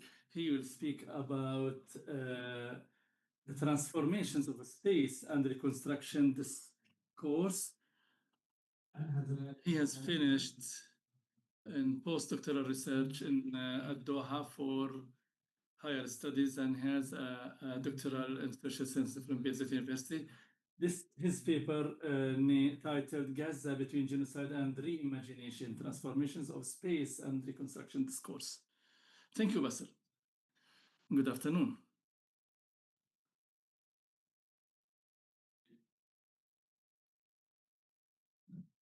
Good afternoon. I really wanted to start my intervention with some figures, but the last intervention left us with many figures. That's why I will just shed light on some figures that might be shocking and complement the previous interventions. Around 70% of the victims, the injured, are among women and children. Around 200,000 tons of explosives were thrown onto Gaza. The cost of reconstruction is around 70 billion USD, which is almost equivalent to the cost of aggression. So you can imagine, think of the similarity between the cost of aggression and the cost of reconstruction. Around, as described as a form of genocide to houses or domicide, around 350,000 housing units were democided, leaving around 61 million tons of debris. Just imagine this, 61 million tons of debris is around 6,000 Eiffel Towers.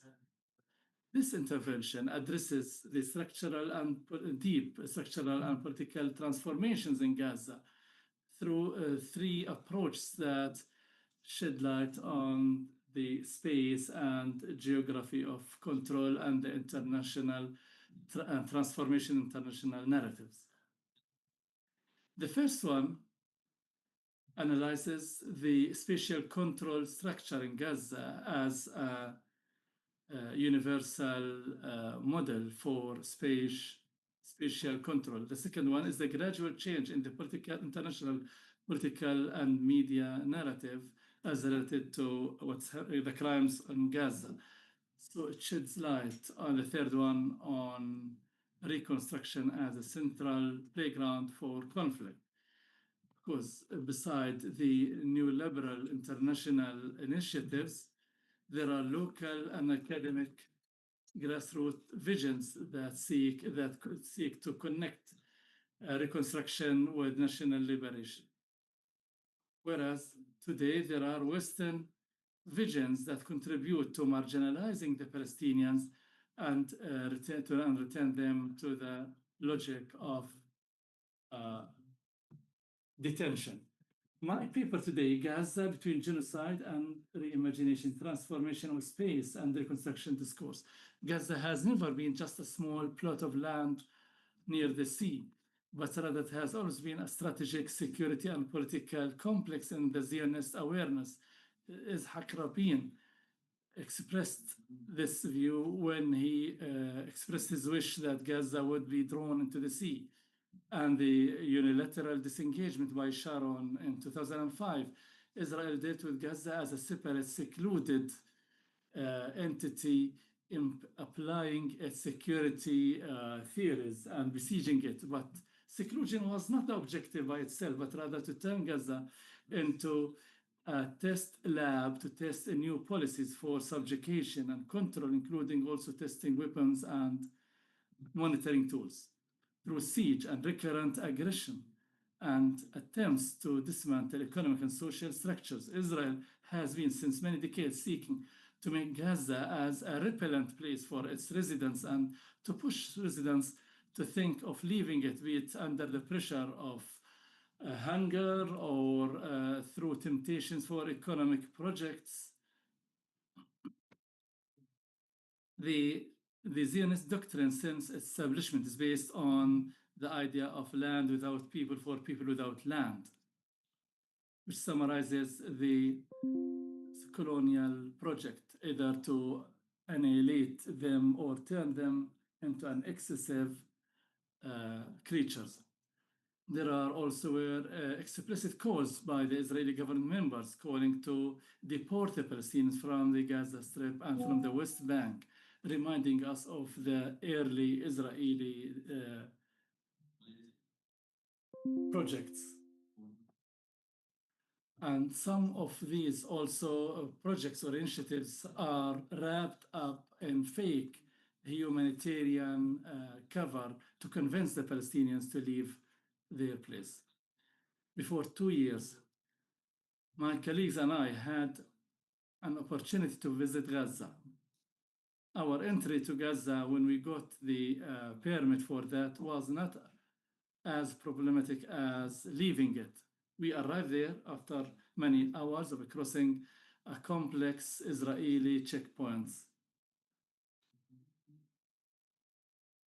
On the way, there are farms for Sharon and for Mordechai and a balloon that is monitoring the movements of Gazans. After Ashkelon, few minutes in midway, you are surprised with a major building, well equipped like international airports, saying, "Welcome to Erez Crossing" in English, Hebrew, and Arabic, and giving an international nature, like a crossing, in an attempt to negate the identity of the checkpoint that fragments the Palestinian territory.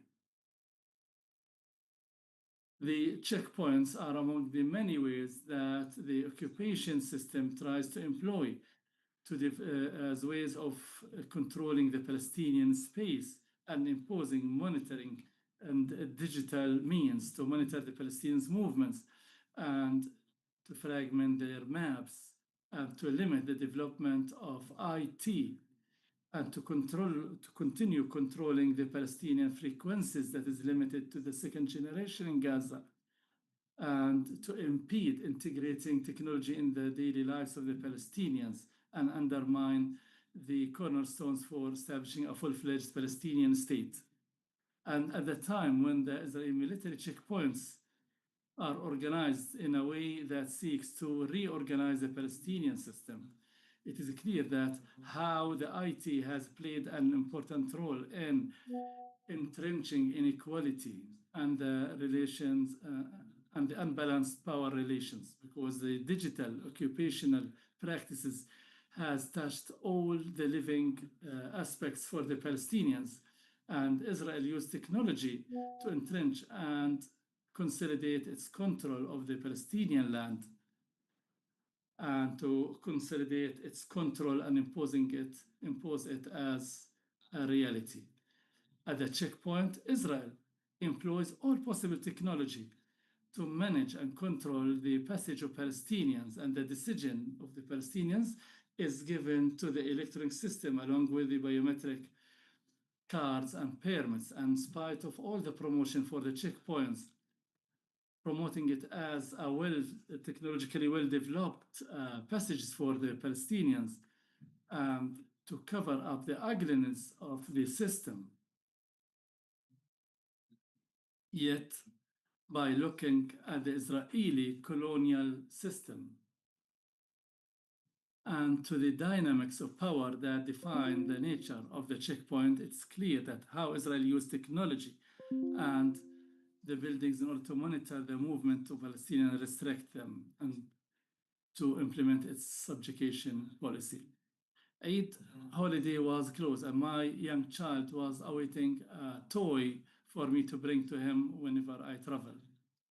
But you are not allowed to bring anything from Gaza. That I hoped that if I could carry all of Gaza with me. In Gaza, you leave some of yourself against your will. Remains of perfume given to you on February 14th or your shaving razor. You have to leave all of that, and you cannot return without just take with you some memories that the scanning machine tried to strip you of that on your way back to Ramallah and to distance you from that, just like as in the case of all moments of happiness that we live in that place. The second one discusses the transformations in the international narrative since the start of the attack against Gaza.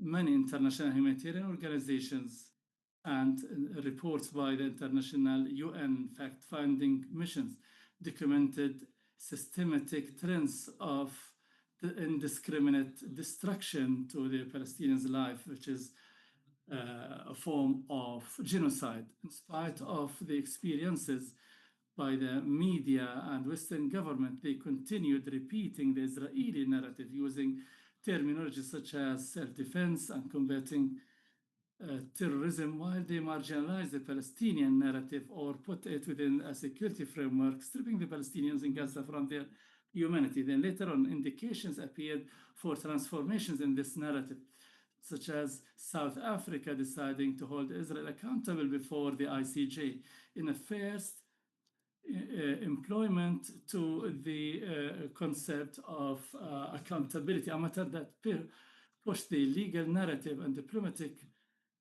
positions into unprecedented levels since late 2024.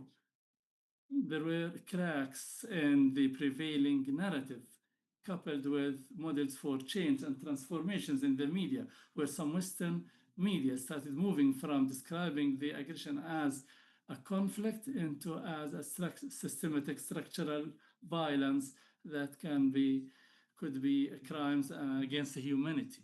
Also, the entry of independent journalists from Gaza through the social media led to transforming the narrative and contributed to documenting the Israeli violations and provided daily coverage and humanitarian narratives that led to rebuilding the awareness and showed destruction that contradicts with the Israeli official narrative. Many other organizations started using terms such as indiscriminate bombing and civilian bombing more repeatedly.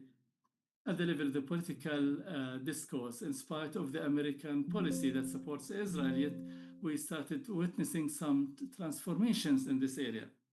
In addition to the behavior of some European and Universal South, where some positions that appear to be more cautious or critical by the European parliaments and legal movements such as in Belgium, Ireland, and Chile for the trial of those responsible for the atrocities committed in Gaza, and there were official statements against these genocide crimes.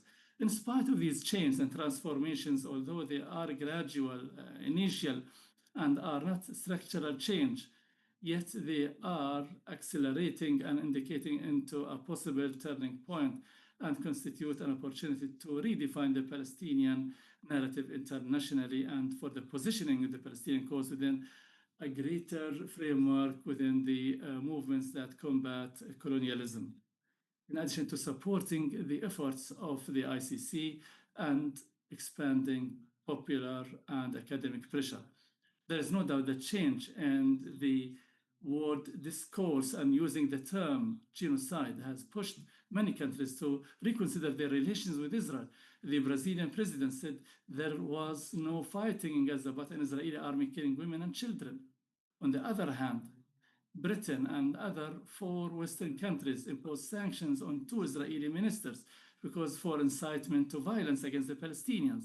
Also, the BDS got added momentum in Western and American communities, where the Colombian president decided to sever relations with Israel and called for forming international army to liberate Palestine, describing Gaza as the resisting capital in the world. In spite of the immense humanitarian cost, Gaza has brought back the Palestinian cause to the international focus, where the last recent 2 years witnessed massive and widespread recognition for the state of Palestine, such as from the UK and France, and the New York Declaration in 2025 that called for taking tangible steps to stop the conflict and stopping the attack on Gaza Strip and to consolidate international recognition of the state of Palestine as a state under occupation. The third paradigm, the permanent temporality of the occupation since 2008, and with the repetition of Israeli aggressions and right up to the genocide, the Gaza Strip turned into a testing point for the international conscience. And in recent 2 years, many plans and visions were put forward to end the vision for the reconstruction of Gaza. Many of them had security and political and economic objectives. These visions range between solutions focusing on the Palestinian full sovereignty and ending the occupation, to others that impose international custodianship, and other proposals also for complete Israeli hegemony that always realize an attempt to re-engineer the Gaza Strip in a way that serves the balances of powers, Western powers, more than being a solution for humanitarian or other solutions. So reading these policies is not just an academic exercise, but rather it's a basic entry point to understand the political issue and its position, the Palestinian issue internationally. This can be felt by having three approaches. First, the Palestinian-Egyptian plan that enjoyed Arab, Islamic, and European support, yet was rejected by America and Israel, and the New York Declaration led the leadership of France and Saudi Arabia, and the Trump plan that targets imposing a new de facto and evading the Palestinian legitimacy based on which the aggression was stopped against Gaza. And this led to having differences between different international alliances. The Arab one that's based on the Palestinian legitimacy, and the international framework for political solution, and the economic and political hegemony, the American one. And these can be analyzed through three paradigms. First, the nature of administration, security, and the political dimension. As the Egyptian plan approves a full Palestinian leadership after a small interim period, and the New York Declaration calls for a Palestinian return, the Trump provides temporary international leadership, distancing the Palestinian leadership without any clear track for solution. From a security perspective, the Egyptian and New York Declaration plan for deploying international forces, whereas the Trump plan keeps the surrounding Israeli security control. And politically, the Egyptian plan and New York Declaration connects between the two-state solution and reconstruction, whereas the Trump plan that enjoyed support of the recent UN resolution connects it with economic development and political reform as a precondition for the self-determination. We can say that the last model in the comprehensive plan for ending conflict in Gaza that was announced by Donald Trump in September 2025 provides a clear framework for what can be described as a permanent temporality, because this plan, although it is presented as an interim stage, yet its arrangements indicate that it's going to be permanent thing and the real and actual political system, because the plan states on forming a technocrat Palestinian committee under the oversight of something they named as the Peace Council, headed by Trump himself, to manage Gaza until the Palestinian Authority achieves a massive reform program without setting any timeline or clear criteria. And along with that, a temporary international stability force will be deployed, and is mentioned as the internal long-term solution, as mentioned in the document. The absence of a clear timeline for the Israeli withdrawal from Gaza and connecting that with open-ended political and security conditions entrenches this long-term nature of the should-be temporary one. A matter that consolidates this open nature of the solution and turn it into a long-term one. Thus, this institutional design creates a temporary system without any clear ending and freezes the basic political issues and redefines the temporary as being the final itself. This is similar to the forms of ruling in Kosovo and Herzegovina, where the temporary ones were turned into a permanent ones. Also recently, there was an American vision to divide Gaza, split into two, a green one, controlled by the Israeli forces and the International Stability Force, where they will start construction and building, and the other one, red, which is controlled by Hamas. Outside the so-called yellow line, it will remain destroyed without any plans for reconstruction. So Gaza might become actually controlled through international security and development, permanent leadership with international custodianship without any political final solution. Thank you.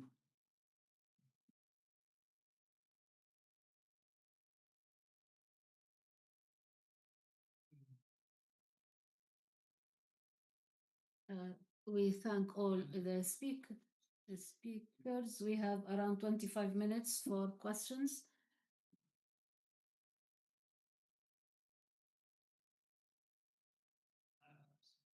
Please introduce yourself first.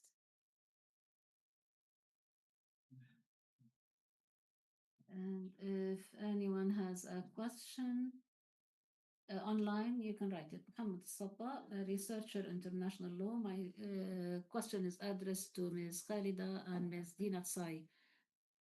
It's about the claim that judges and prosecutors in Israeli courts have contributed structurally in the perpetuation of the torture of Palestinian prisoners in Israeli prisons, and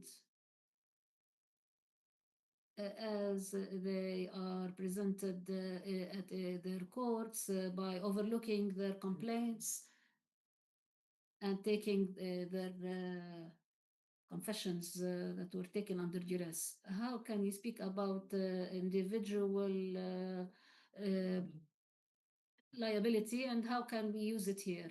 Another part is how can we use judges or prosecutors in Israeli courts? Can we consider them partners in the predicate crime?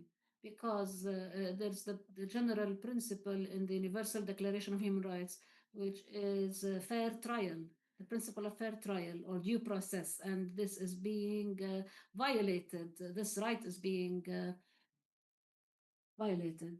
Do you have another one or two questions? Yes?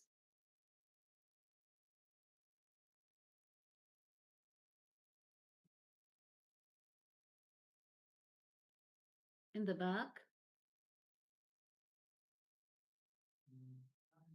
The question is addressed to Mr. Michael about the economic role of imperialism in the 21st century in the Middle East. The impact of those policies on the Western world, on the people, on the laborers, on the poor, since the Middle East is part of the world. And thank you. Are there any questions? I have, but I can leave it to the second round. Khalida, do you like to take the floor?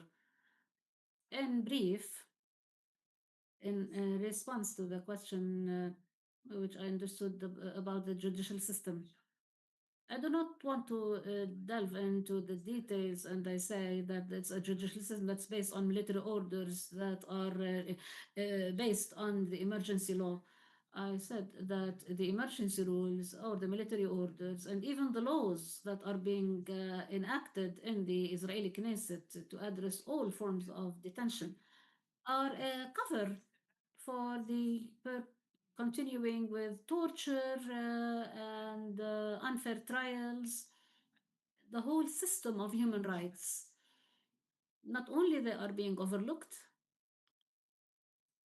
those provisions on the rights of prisoners in international law or international humanitarian law, the whole judicial system constitutes a cover. I gave some examples. For example, the female prisoner whose lawyer had complained, she submitted a complaint about torture and beating in a place where there were no cameras. Based on our experience, all the complaints not only are not taken into consideration, sometimes they are used.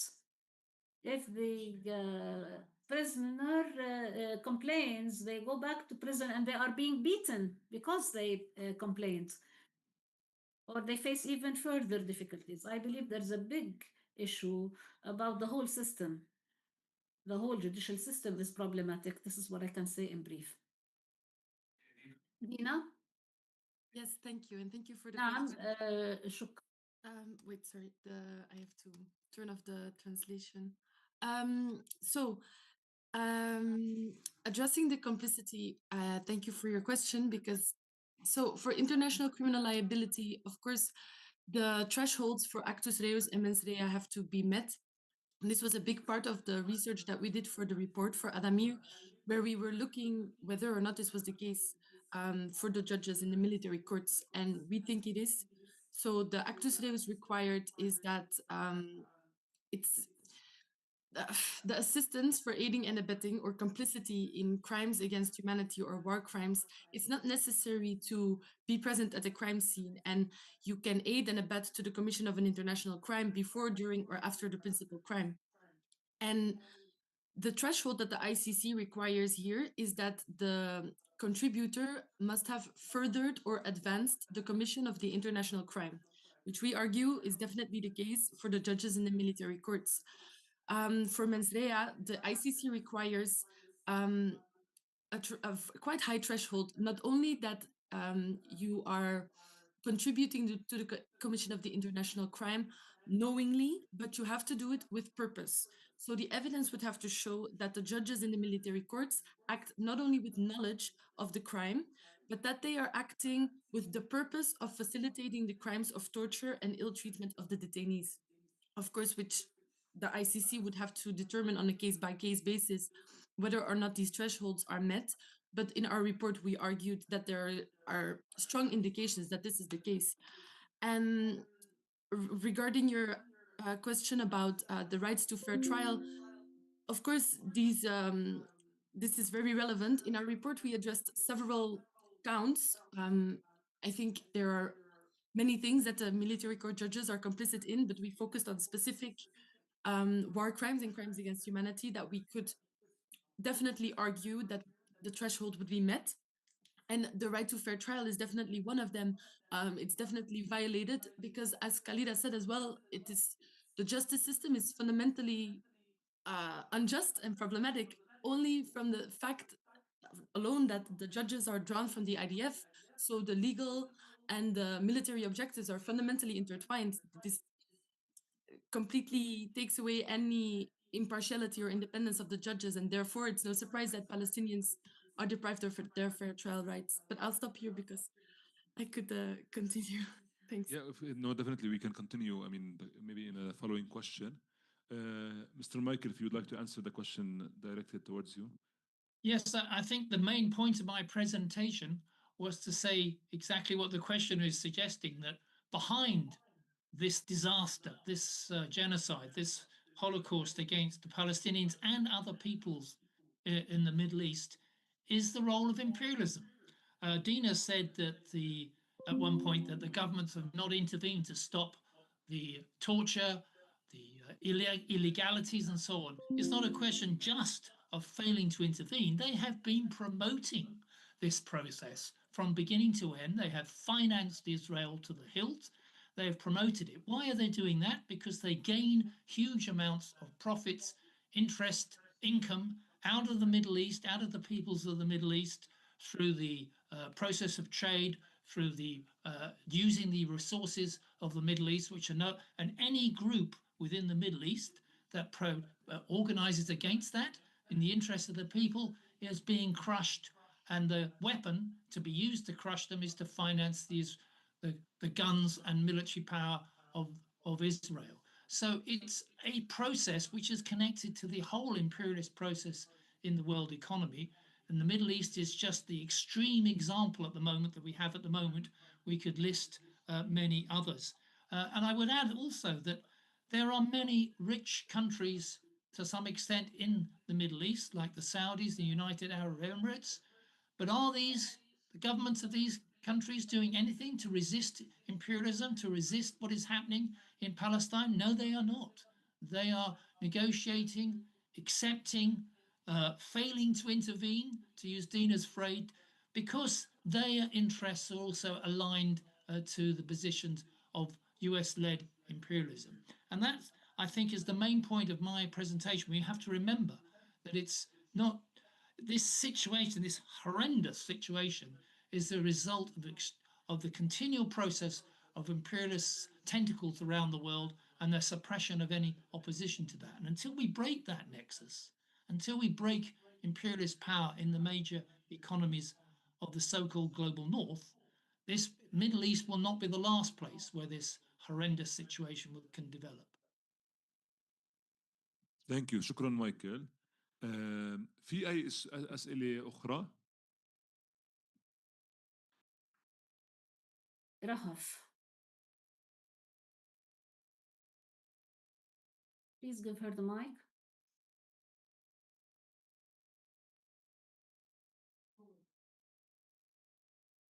I'm sorry to delay you. Can you hear me? I have a question to Dr. Salim. If there is a link between your presentation and Mike's presentation in relation to the 71 billions of reconstruction, and who will win? Who will profit from reconstruction? And if the division that Michael has presented may help us answer. Would you like us to have other questions? I have another inquiry to Salim, if you don't mind. In the title, Salim says reimagination. It is reimagining what? Is it the structural violence you spoke about? Or shall we reimagine Gaza that you spoke about, which breaks this bitter reality? Here I wonder, as you spoke about the global movements and the beginning of change in the Palestinian narrative towards Palestine, even the call of Gustavo Petro was resonated in the media, however, locally was not translated into any real effort that would reflect of these international efforts, which may contribute to changing this international discourse. Another question to Michael, particularly about the aid diagram and the chart on aid. Part of it spoke about inward investment.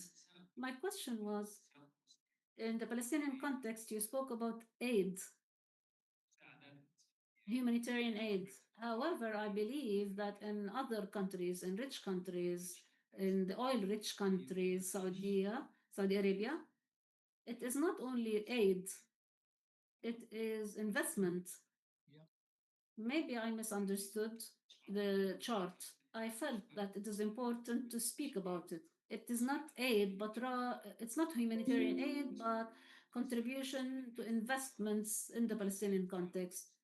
Maybe there are investments in the frame of aid. Another question addressed to Khalida and Dina. It is about the legal liability of the judiciary, and you said that they are part of this colonial structure. Maybe this is a question that has no answer. Can we expect, as you said, in You said that there is one case in which the judges were proved to be complicit in the violence. But can we consider to hold them accountable or to hold the whole system accountable? You spoke about the exclusionary justice.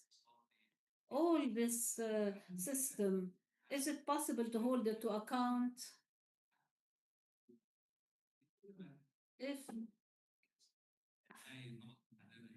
if this kind of abolitionist justice possible?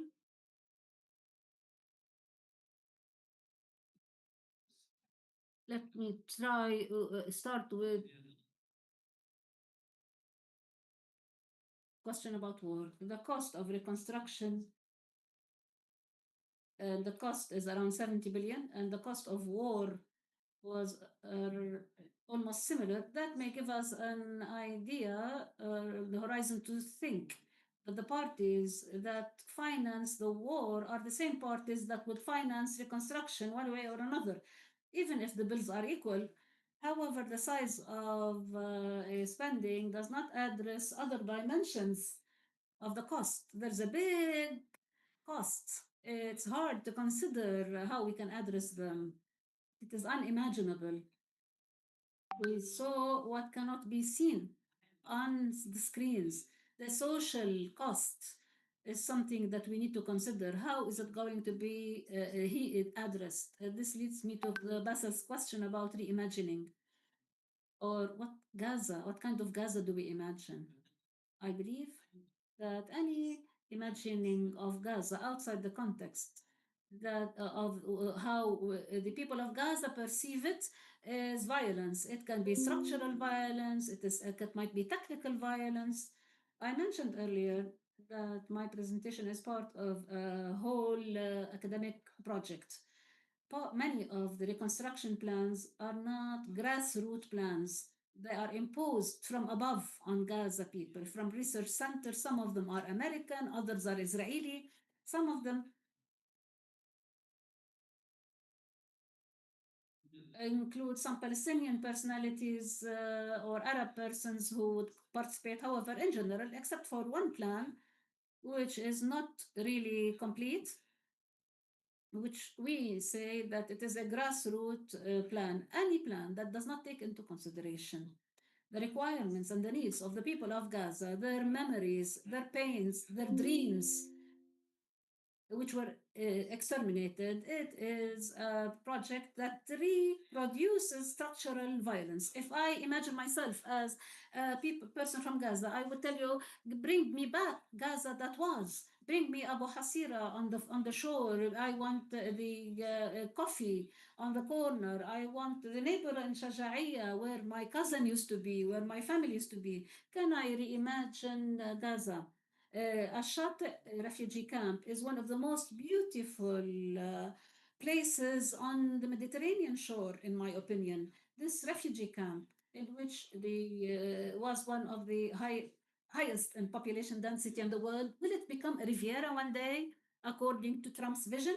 Will the Shati refugee camp, which consists of very small rooms of people who were expelled from 1948 land, who are refugees, will the refugee would become flat in the 15th floor? How will the refugee camps be reconstructed?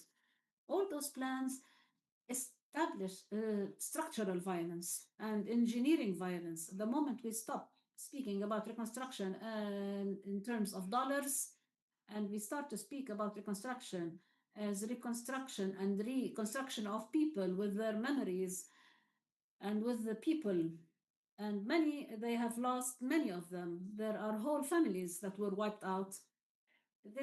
In this instance, it will be Gaza that was not the imagined Gaza.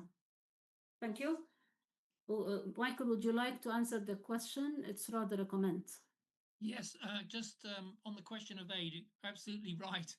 The word aid is a misnomer. It's what it really is investment by the global north countries into the countries of the Middle East. Sometimes official documents like to call it aid, but we well know that the purpose of this investment really is to make profits out of these countries and to return that to the global north when possible. What the data shows is the huge amount of investment really takes place into the oil-rich states where the big profits have been made. No investment is really has taken place in the non-oil-rich states, apart from sustaining the Egyptian government to some extent, but the other countries are really left out of it. On reconstruction, I just want to quote to you what the latest UNCTAD report said. I quote, "The future of Gaza stands at a critical juncture as uncertainty increases as to whether Gaza can ever recover and rebuild the foundations of a sustainable and functioning society." And the possibility that it will never recover is really before us at the moment, given the level of destruction that's taken place. Now, as comrades are saying, that the option that is being offered, assuming that the conflict ends, which it doesn't appear to have done, assuming it does, is reconstruction based under the control of President Trump of the United States and war criminal former Prime Minister Tony Blair of Great Britain. They will occupy as a sort of colonial government that will consider taking the investments from banks and Western companies to reconstruct Gaza insofar as they can do so. What happens to the people still there apparently is unclear altogether. UNCTAD is saying that the situation is so bad, there's never been anything like this, that it's like the destruction of a whole society and its people, and the ability to recover from that, even at $70 billion, may not be possible. Thank you, Michael. Very clear. Dina, if you want to answer, or Khaled, or both.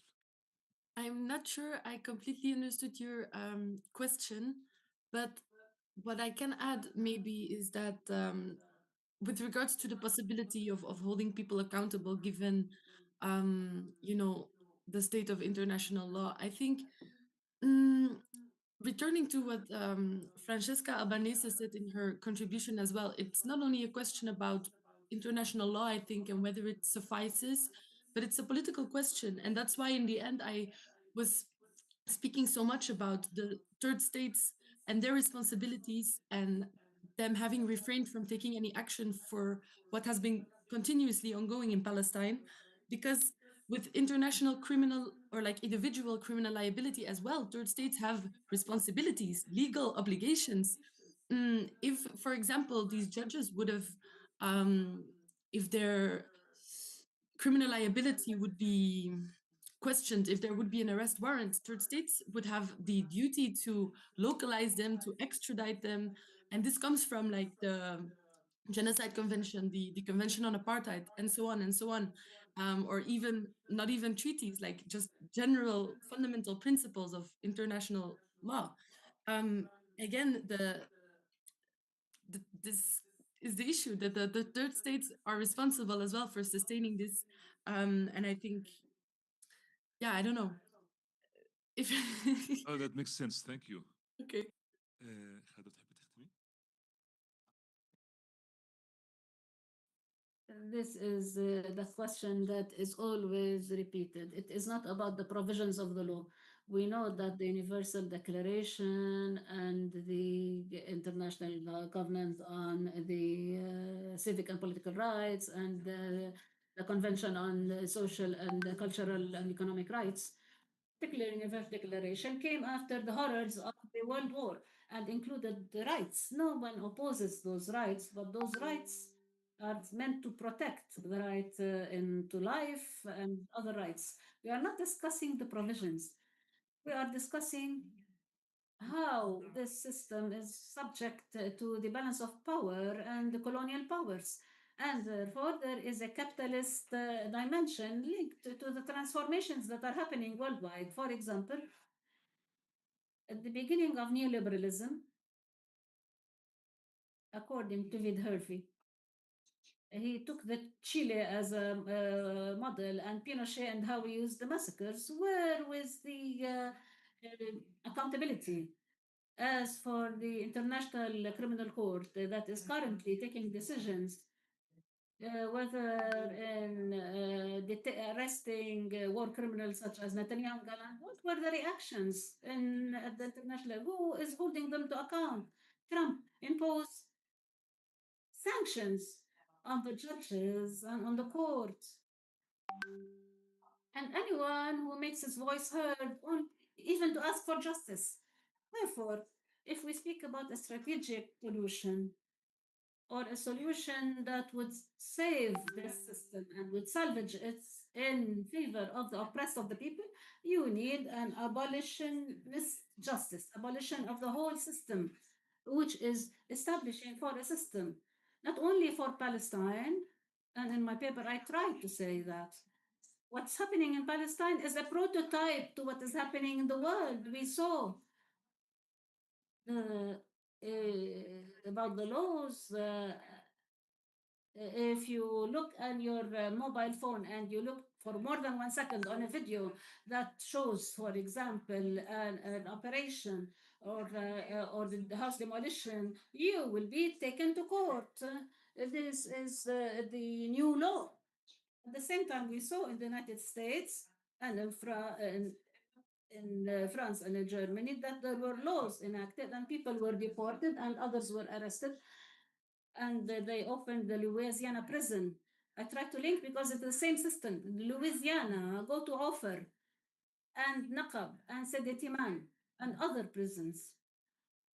And prisons all over the world, they are the same system or the same regime. We are speaking about strategic solution. We need to understand the structure without destroying and the structure. You are not being radical.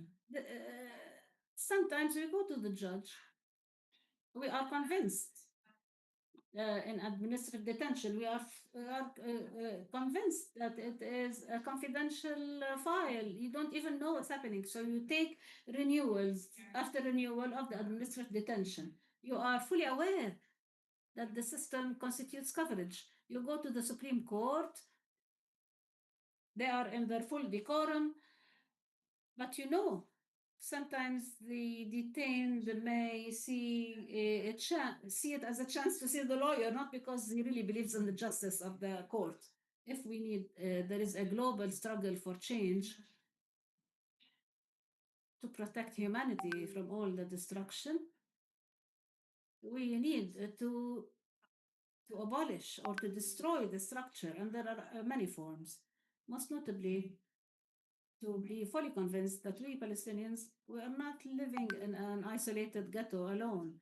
We are part of a world in which there are tragedies. What's happening in Palestine, it's happening in Sudan and Yemen, even in France, even in Britain.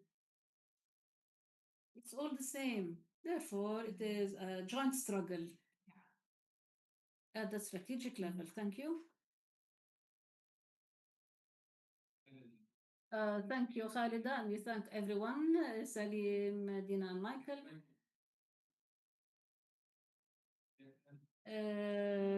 Khalida's conclusion is a good point of entry for the last keynote.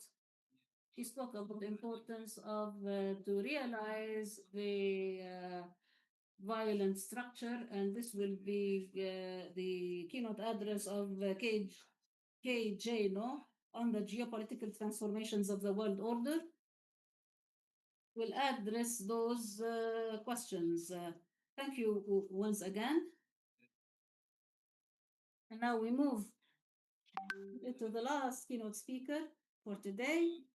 The speaker, KJ No, is a political analyst, journalist, educator, and rights specialist,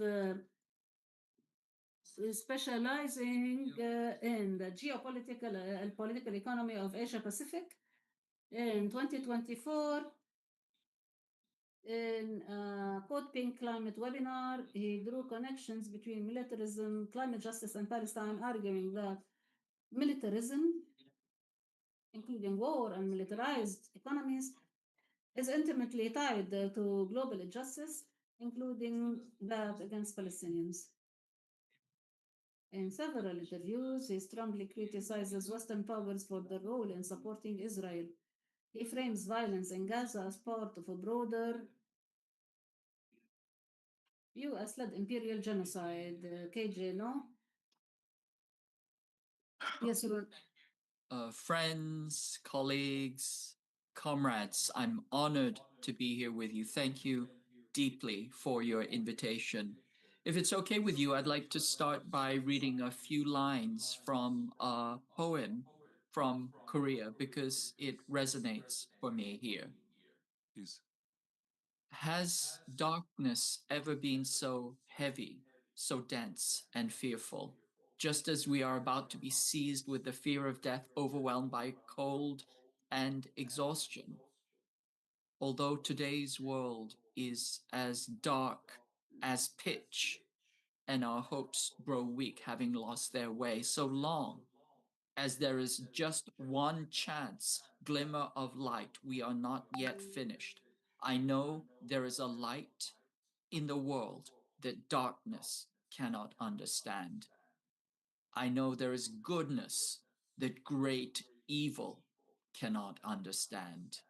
A human spirit that barbarism cannot understand. A hope that defeat and despair can never understand, still glimmering. If there is one person alive who will not surrender, they have completely failed. They are defeated. The title of this poem is So You Must Not Disappear, and it's written by a Korean activist poet, Park No-hye. His little book of poems was written anonymously as a factory worker in the 1980s, and it was banned by the South Korean dictatorship. And it sold 1 million underground copies, and it inspired thousands of college students to enter factories and organize. And this worker-student solidarity eventually overthrew the military dictatorship. The poet himself was arrested, tortured, and sentenced to death by the US Quisling dictatorship, but he survived.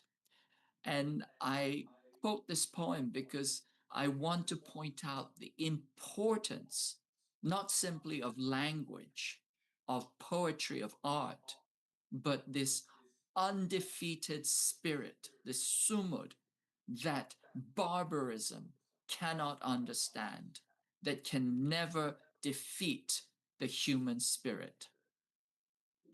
I'll also share with you a few lines from one of his poets, if you will indulge me. This unavoidable wall of despair will break and burst in the end in rough drops of sweat and blood, as for the sake of our calmly breathing, growing love, our fury, our hope and unity. So today I'd like to talk about fury, but also about love and hope and unity and solidarity, which I believe is the only way out. I want to start my talk with a little bit of history that my family lived through. My parents lived through the Korean War, which properly should be called the Korean Genocide, because it too was a genocide. At least 1/5 of the population of North Korea were killed, which is why North Korea has always been a strong and powerful ally of Palestine, because it understands what it means to be genocided.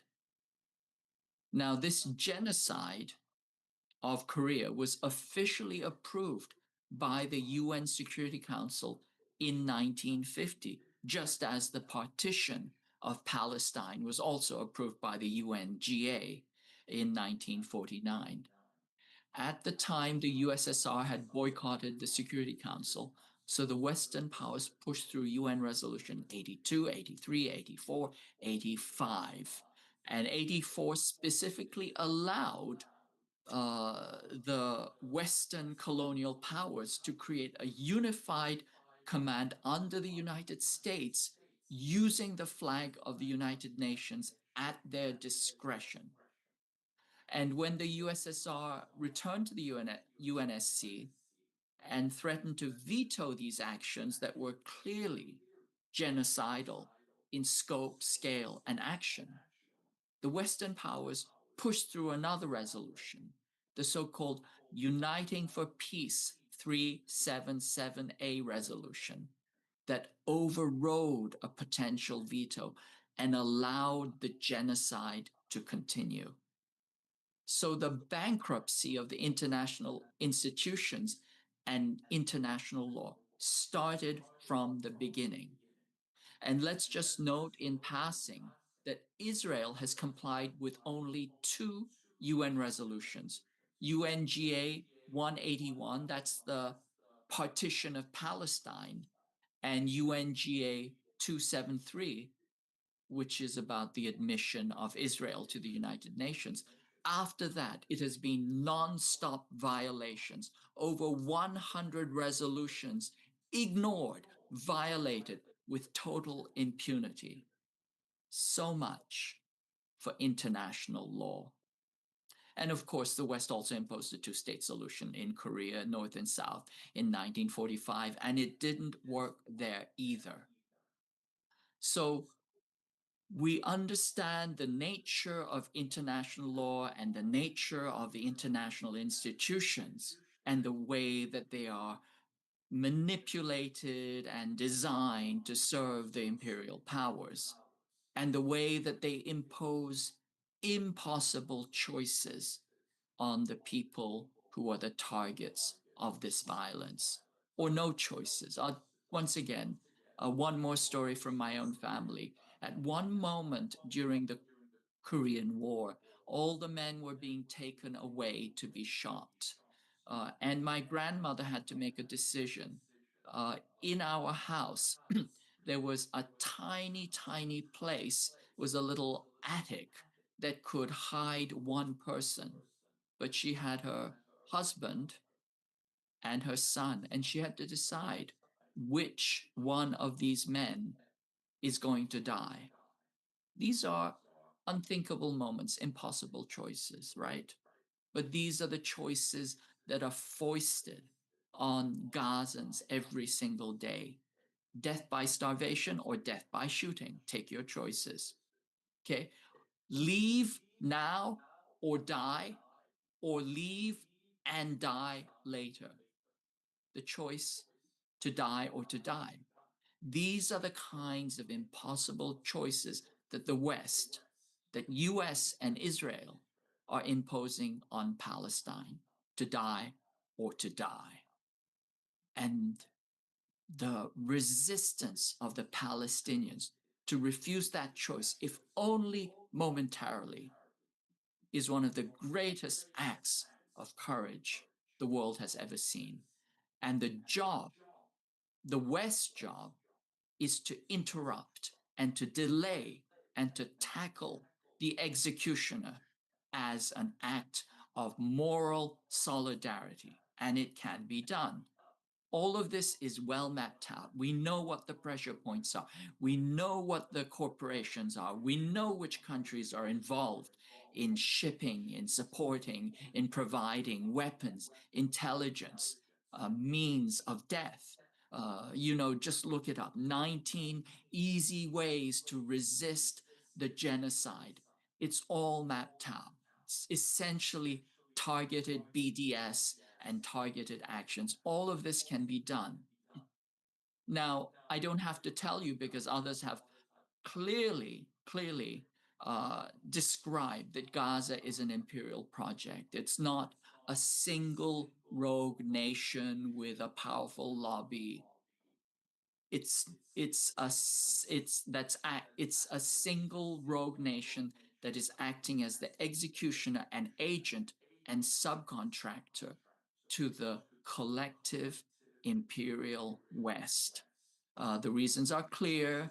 It has to do with neoliberal failure. It has to do with geostrategic influence. And at the core of it, it has to do with capitalist greed, violence, and the last gasp of a dying empire. And at the same time, they want to pretend that it is not their genocide. They want to commit genocide and disown it at the same time. They want to have their genocide cake and eat it too, but it seeps through anyway.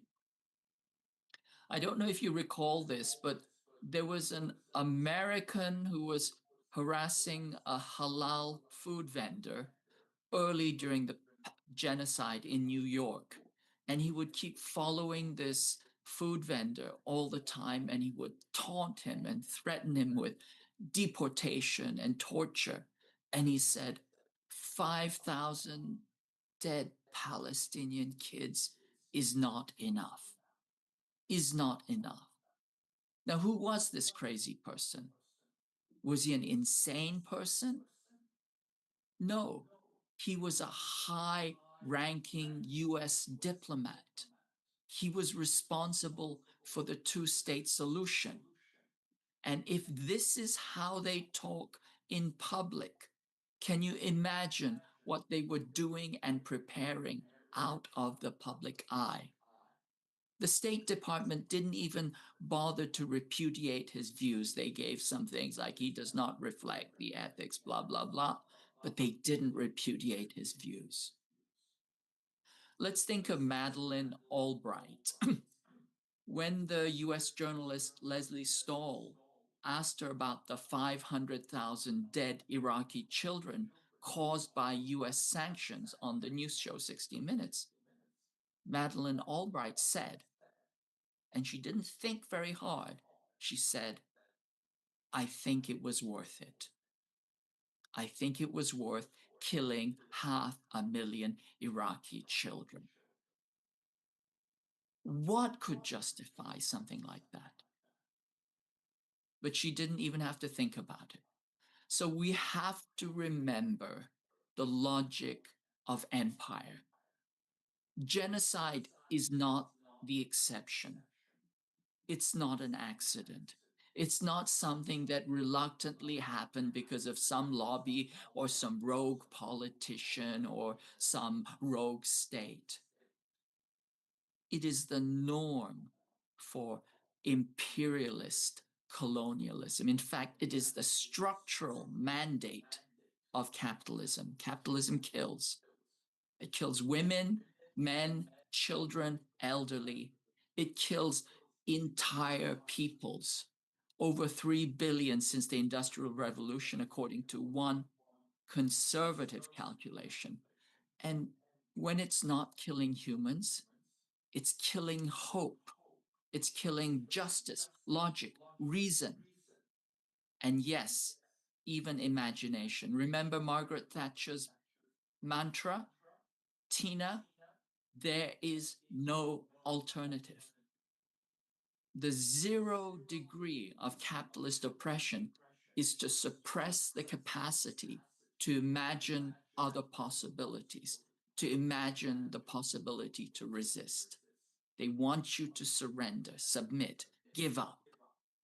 And so that's why I quoted Pak Noe, who says, as long as you do not surrender, they have lost. But that also gets us to activism. And in the West, there are small and valiant pockets of solidarity and resistance. And occasionally, for example, as in Italy and Spain, there are large mobilizations. But they are not enough. Nobody is doing enough. In a genocide, anything short of stopping it is not enough. But we do need to name the countries that are responsible for this genocide: the United States, Israel, Canada, Germany, UK, the Western European imperial states, and the sub-imperial lackeys. My own South Korea's Hanwha Corporation is one of the key collaborators with Elbit. And because those are the countries committing the genocide, the people of the West and their hangers-on are complicit. It is our government. It is our responsibility. Those who say, it's not my government, it doesn't represent me, that doesn't count. That doesn't mean anything, because as long as you're paying taxes, And as long as you haven't renounced your citizenship, it's your government. And therefore, you need to do something. But another part of the problem is some people think that Gaza, a genocide, is the same thing as picketing for higher wages. It's not. It's fighting for the very soul of humanity. If Gaza falls, a key part of humanity is extinguished. And so we know what needs to be done. Western activists are just starting to become aware of Palestine, but they don't understand the stakes and they don't understand the importance of organizing in solidarity. For them, to be honest, most of what they have dealt with are, quote, what we call first world problems. This is like not getting your hotel room that you wanted or not getting the flavor of ice cream you wanted. Essentially, your pleasures and desires were not fully accommodated. Okay, these are first world problems. These are things you deal with therapy. But Palestine is not a therapeutic problem. It is not a first world problem. And it cannot be solved by a mindset that has only encountered first world problems or a mindset that seeks to preserve the structures of the imperial first world and its privileges, powers, pretensions, and entitlements. And this includes the pretensions of international law. Gaza requires dedication, real struggle, real responsibility, real action, not activity, activism, and least of all, self-promotion, self-congratulation, entitlement, but dedicated, coordinated action in solidarity by all people, but especially those in the West who are complicit in the genocide. In fact, what it actually requires is revolutionary change. It requires a dismantling of the capitalist colonial empire and its privileges, powers, pretensions, and perversities, of which genocide is actually intrinsic to it. And it will cost those in solidarity with Palestine something, because it is costing the Palestinians everything. So if you care, solidarity means running the same risks, at least some of them. And I believe that there are people in the West who are capable and willing of doing so. And in the meantime, Palestinians have 3 tasks. Tell your story, get it out there, make sure the West understands, and you tell your story, because if you don't tell your story, someone else will tell your story for you, and they will appropriate not only your experience, but your suffering. Don't let that happen. And the second is for the Palestinians to connect. Don't divide. Don't fight amongst yourselves. The ideology of the ruling imperial elite is divide and conquer. And when you divide yourselves, you've internalized the ideology of the ruling class, the ruling imperial elite. You're doing their work for them. So the key task of the Palestinians is to come together. And the last thing is to resist as best as you can while the West steps up and takes on the actual moral duty that it has to prevent the Palestinian genocide. Thank you. Thank you, KJ. Very interesting. I think the connection between these forms of struggles and these different genocides and how they unfold, but also the way you ended. I think how we can learn from these past kind of attempts to tackle genocidal wars that are aided and abetted by imperial powers, and also unfortunately how these genocides continue to not only come up in future times, in this sense in Palestine, but also mirror themselves in a way. You know, the same tactics, what you described, the stories of your own family, I think, and how we can relate that not only to the genocide unfolding in the Gaza Strip and Palestine more broadly, but I think historically. I mean, today we've heard connections to Latin America, to Southeast Asia, and to Palestine. And in a sense, it's telling us that Palestine is not an exceptional case, but it is also the place where we should be looking at to understand these global dynamics. So I thank you again. شكرا جزيلا. ما بعرف إذا في أي استفسار أو أي تساؤل أو أي مداخلة ربما ختامية. Any concluding words or maybe questions or comments? I know that usually there are no questions to keynote speakers, but if there are none, we can conclude. I think it's been a long day. Mudar would like to comment.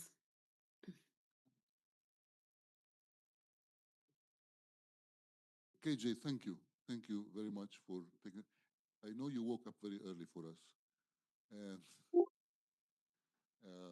it's very early morning where KJ is, and we really appreciate it. What I want to say is I'd like to thank everybody for this very successful first day of our conference. I would like to tell you that our translators are really, really tired, and probably this is an enough reason for us to say that let's meet tomorrow. KJ, I don't know if you ever will make it to Palestine, but we want you to come. I would love to come. And you do have our sort of contact information, so please make it. We would like to receive you for a longer time for such a talk and on and probably on broader issues. We know very little about East Asia, where you are an expert. We are very ghettoized in our sort of local Palestinian-Israeli kind of problem, which is not Palestinian or Israeli, as you just mentioned. It's very global. And analyses like yours are very useful to us. And I think there is room for many more and much more. Thank you. Thank you. شكرا جزيلا جميعا ويعطيكم الف عافيه. We thank you all